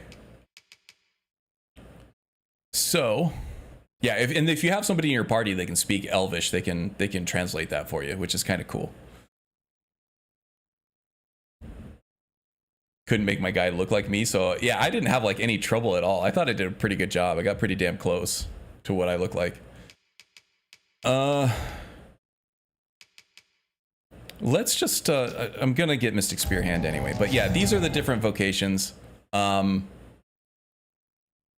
they're pretty cool. So fundamentals of battle: Mystic Spear Hands wield both magic and the duo spear, enabling them to fight at range and in close quarters with equal ease. Their ability to halt the enemy's movement with a charged burst of magic makes a swift offense their best defense, for they have few means of evading attacks at their disposal. Only a Risen can acquire this vocation, so you can't use this on your pawns. Redoubted Bolt. Hold down RB to charge up your attack before unleashing a Redoubted Bolt. Will halt the enemy in their tracks, giving you an opportunity to bombard them with attacks until they recover. The longer the charge time, the longer the enemy will be restrained. Magic can be charged up while moving and attacking, but stamina only recovers while stationary. Interesting. Follow-up attacks. When you land an attack using Y, it will change to a powerful successive strike if the target is downed or knocked off balance, or if the target is not expecting the attack. Powerful successive strikes should be carefully armed as they leave you vulnerable. Go to the equipment menu. Yeah, sure, why not? I thought I did have a duo spear in here somewhere. I was almost certain I did, but apparently not.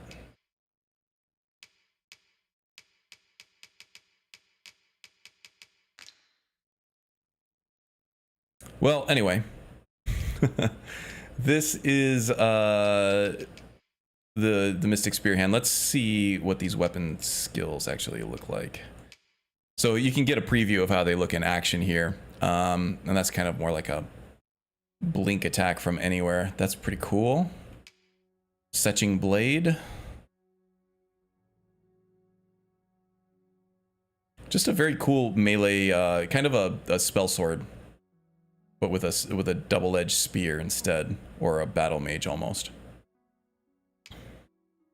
Core skill, scattering bolt. Yeah, definitely, definitely fighter mage hybrid.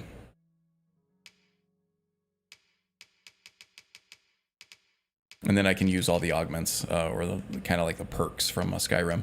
Yeah, cool stuff. I'm going back to mage though.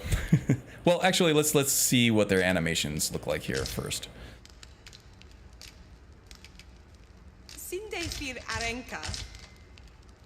Kind of cool, yeah. Let me see here. Character looked just like you. Good job. Oh, thanks. Yeah, we'll get a better look at his face here in a second. Kitty tail lightning effects based from Dragon's Dogma. Oh, it is. Okay, cool. Oh, no wonder they look so good. Let's get next to a wall so we can get the camera nice and close up. Yeah, I mean, there's some cinematic cutscenes and stuff where it's like, oh, that's just me. This is super weird. It makes me kind of uncomfortable seeing him do the things that I've seen him do, and it's just my face. Yeah, kind of funny. Yeah, that's just Karn. It's a skill issue on my part. Mystic Spears and is great, especially for traversal. Yeah, there's I saw a video on it. There's something that you can do that. You can cancel it with another skill, and then you can just do that throughout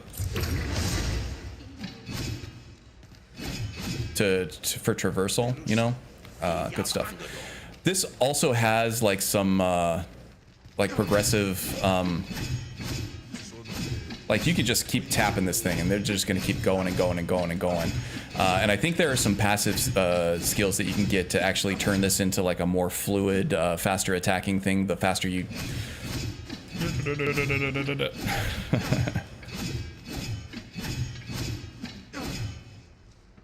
Yeah. Anyway, really cool. Really lacking in defensive options though, so... Oh yeah, sorry, bud. Be glad to assist you, Arisen. He's getting pissed off that I'm swinging around my weapon like a fool. Yeah, so a very cool way to play the game. A lot of teleporting, lots of mobility, but the issue with it is obviously defense, right? So you got to make sure you have your tanks, you have your healers ready to go in your party. But yeah, really cool way to play the game. Yeah, I really want to go back to mage though because I have one rank left.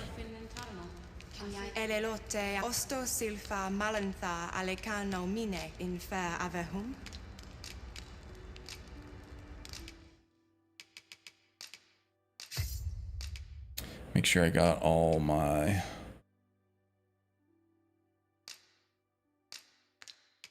shit re-equipped.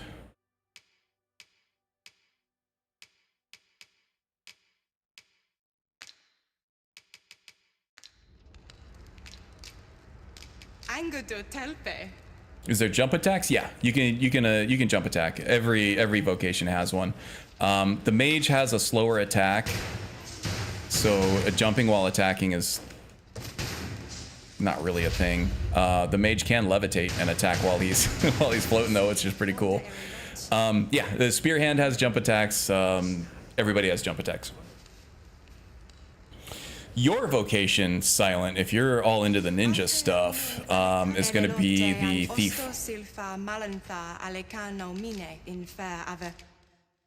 This guy, dual wielding, smaller blades, highly mobile, all about like jumping on, attaching to enemies and stabbing them while you're there, but then also, actually, let's go ahead and just unlock this now.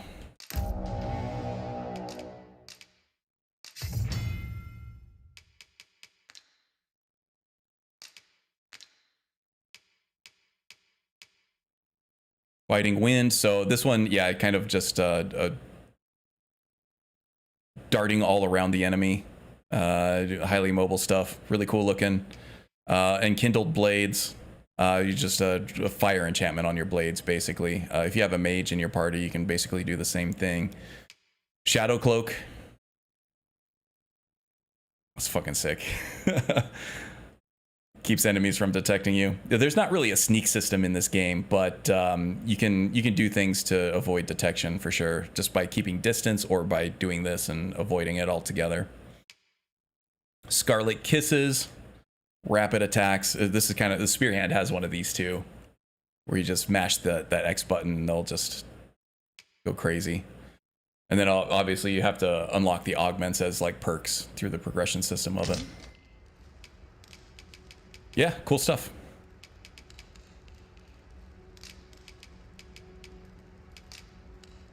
Get back to my mage though. Yeah, I haven't progressed those yet. I haven't played much as those. I did do a little bit of Archer, which was fun, a little bit slower paced, but it's cool to be able to snipe. It's like the one vocation in the game that allows you to aim, like free aim your projectiles wherever you want to go.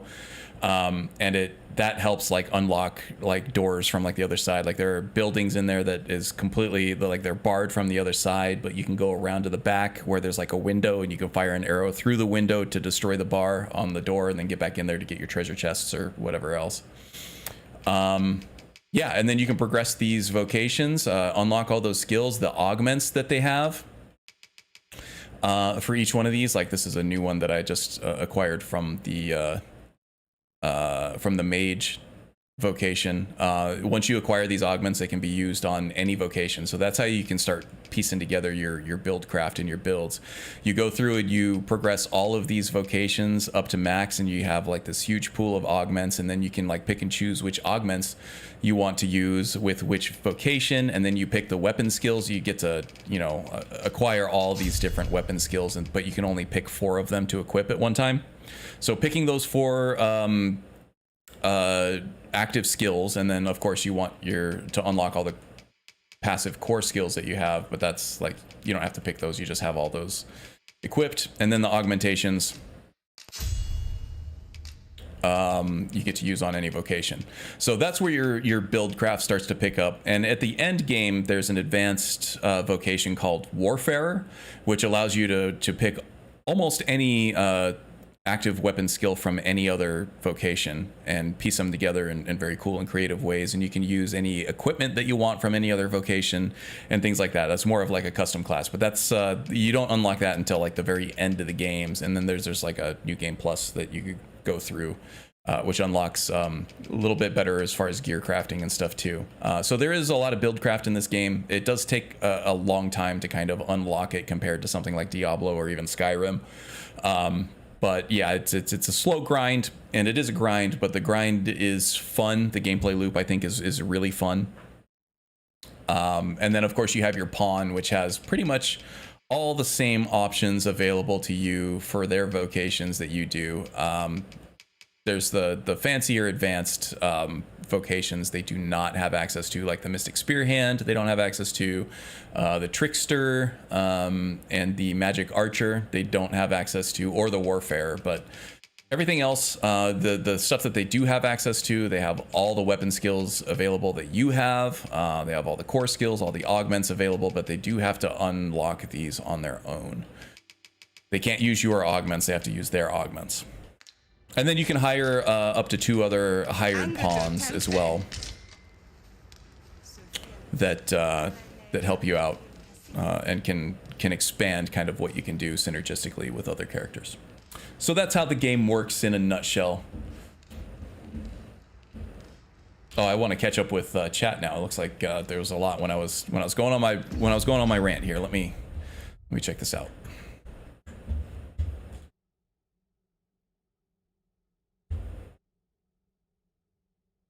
Looks like twin blade or double-sided. That's exactly what it is. Yeah. Yeah, and all these vocations are completely tied up with their weapons, except for the Warfare, which you can wield any weapon you want at any time, pretty much. Which is more something in line with like Skyrim. So if you want to use multiple weapons, you got to kind of wait till you get to the end game to unlock that vocation. But pretty much all these vocations are tied up with one weapon type.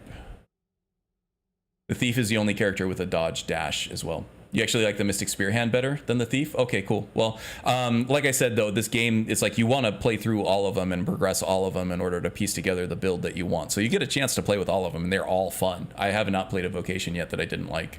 They're all really fun. That is the sneak system. Yeah, there's not a, yeah, just avoid detection. Played Dragon's Dogma 1, but heard oh, Snow Owl, welcome by the way, but heard 2 was riddled with microtransactions. Yeah, we were talking about that earlier. The microtransaction thing was completely overblown. It's not a problem with this game at all. Especially for fast travel tokens. Yeah, the fast travel thing is not an issue. You don't got to worry about it. The whole narrative about being riddled with microtransactions was extremely blown out of proportion. It was never even a thing. You were lied to. Yes, absolutely. It was accurately probably was lied to so that people could get more clicks on whatever, you know, YouTube or Reddit or wherever they're making, or Instagram or wherever they're, you know, getting their influencer money from. Yeah, it's not a thing. You're not going to have a problem with fast travel. Kind of reminds me of Fire Emblem 3 Houses class system. But yeah, and there's a little bit of a unique vernacular. The verbiage that they use in this game is a little bit different from your classic RPG. Like vocations are classes, right? But I've seen other RPGs and played other RPGs. I think it actually might have been a Fire Emblem game that I was playing on the Nintendo DS that they have vocations instead of classes. It might have actually been Fire Emblem. Yeah. Yeah, you made the connection there before I did. Yeah, so not completely unique vernacular, but a little, much different than your average classic RPG or even Skyrim. Never a big fan of Twin Blade. Heavy Stave is a lot better choice for me. Yeah, and I don't think there isn't any staff in this game. I think your Twin Blade is the closest you're going to get to a staff in this game. And they do have like great maces too, like basically warhammers that are just giant maces. You caved and bought AC Shadow. It's a fun game. I still really like it. AC Shadows is a lot of fun. If you just ignore all the stuff around it and just play the game, you're going to have a lot of fun. I actually am really enjoying the story mode of AC Shadows too. The changing classes with each character and progressing each class. Yeah, well, not even, it's one character, and you play, well, you have your character and you have your main pawn that follows you throughout the course of your playthrough. But yeah, multiple characters, you can't really play multiple characters in this game without like hacky workarounds on PC. You play one character, you don't have any other character slots, which is a turnoff for some people. But it's one character is supposed to go through all these vocationals and progress them, and then you get a new game plus at the end to keep playing if you want. And it does give you an option to completely delete your character and start over if you want to try a new one. But the character identity in this game is not like it is in Skyrim, where it's like you create this character with a specific race. And you know, pick like the skill progressions that you want to go through, and then you have this very nuanced gameplay style that you're going to go through like hundreds of hours on a playthrough with. It's not that kind of game. This one is like you can do everything you need to do with one character, and the character, other than some stamina regen and stamina pool differences that aren't super significant, the way your character looks is just the way your character looks, and that's really the only difference from character to character.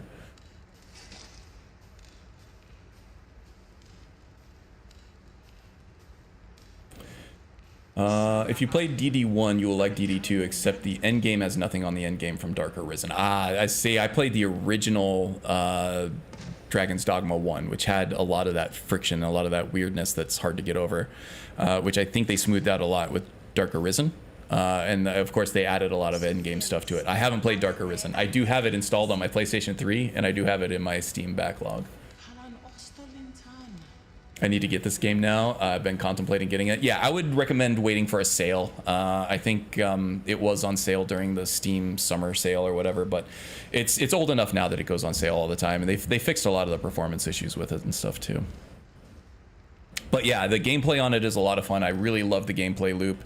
The fast travel, like face to face, and I both said it's not an issue. You're going to get plenty of fairy stones, and you're not going to want to fast travel anyway, because in my opinion, the funnest part about this game is exploring just the open world here, going and like just clearing out the fog of war on the map, and then just these random encounter boss fights that you get. is super fun. And then they always explore exploration. Like up here in this dark corner, I haven't been to it yet, but I'm almost assured that I'm gonna find either a cool unique item or some kind of cool crafting material or some kind of valuable like wake stone that gives you revives or something like that. And there's a lot of area to discover and to explore here for sure. And this is just one continent. So you know how like in Elden Ring, it's like you have that starting area that's huge and you're like, oh my God, I'm gonna explore all of this. It's gonna take me forever. And then you cross a bridge and all of a sudden you got a whole new continent to explore. And then that happens like 3 or 4 times. That's kind of like how this is too. There's a whole other continent and a whole other country. I'm still in Act 1 of the story.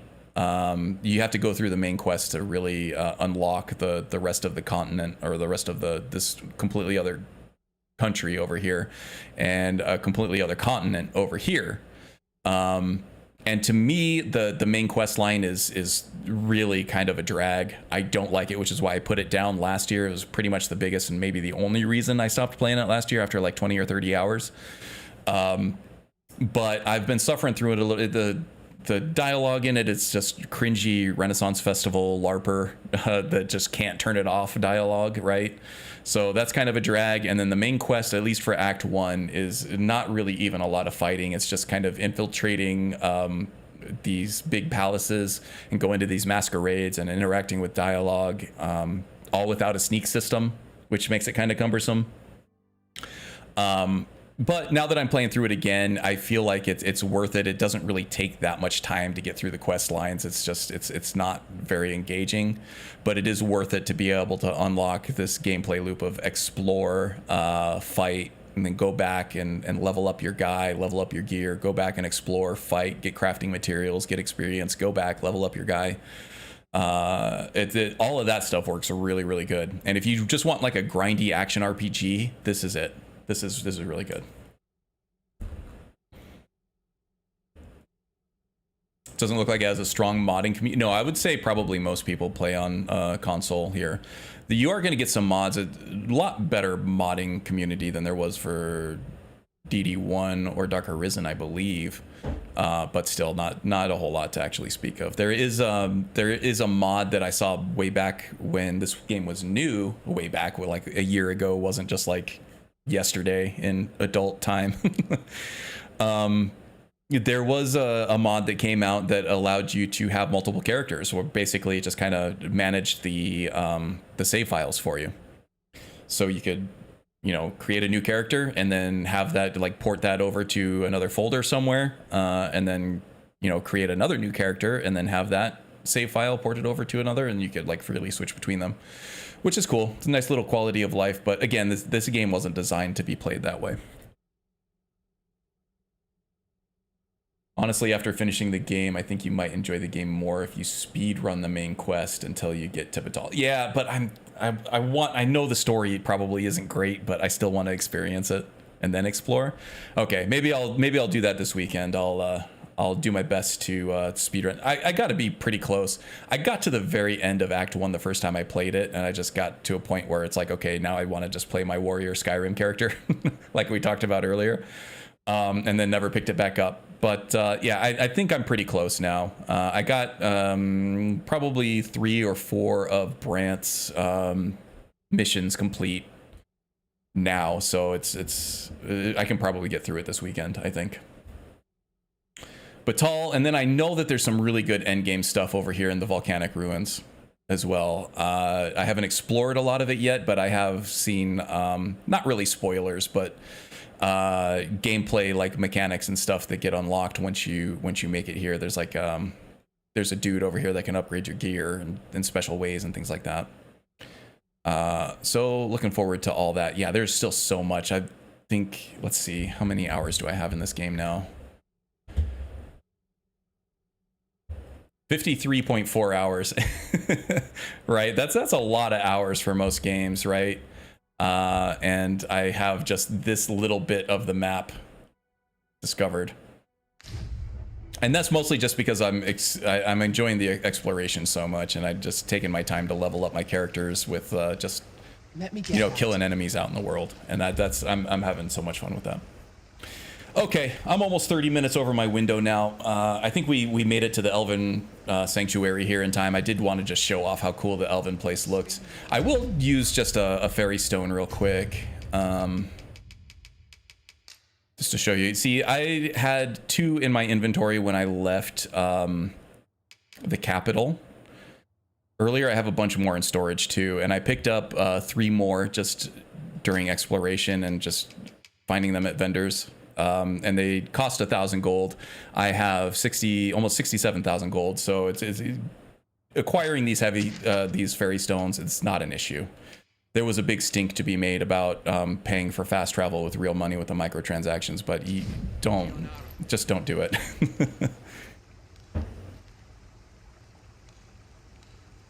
That's how he uses a fairy stone. You can't use a fairy stone here. Oh no. I'd probably just have to exit the area and I'll be good.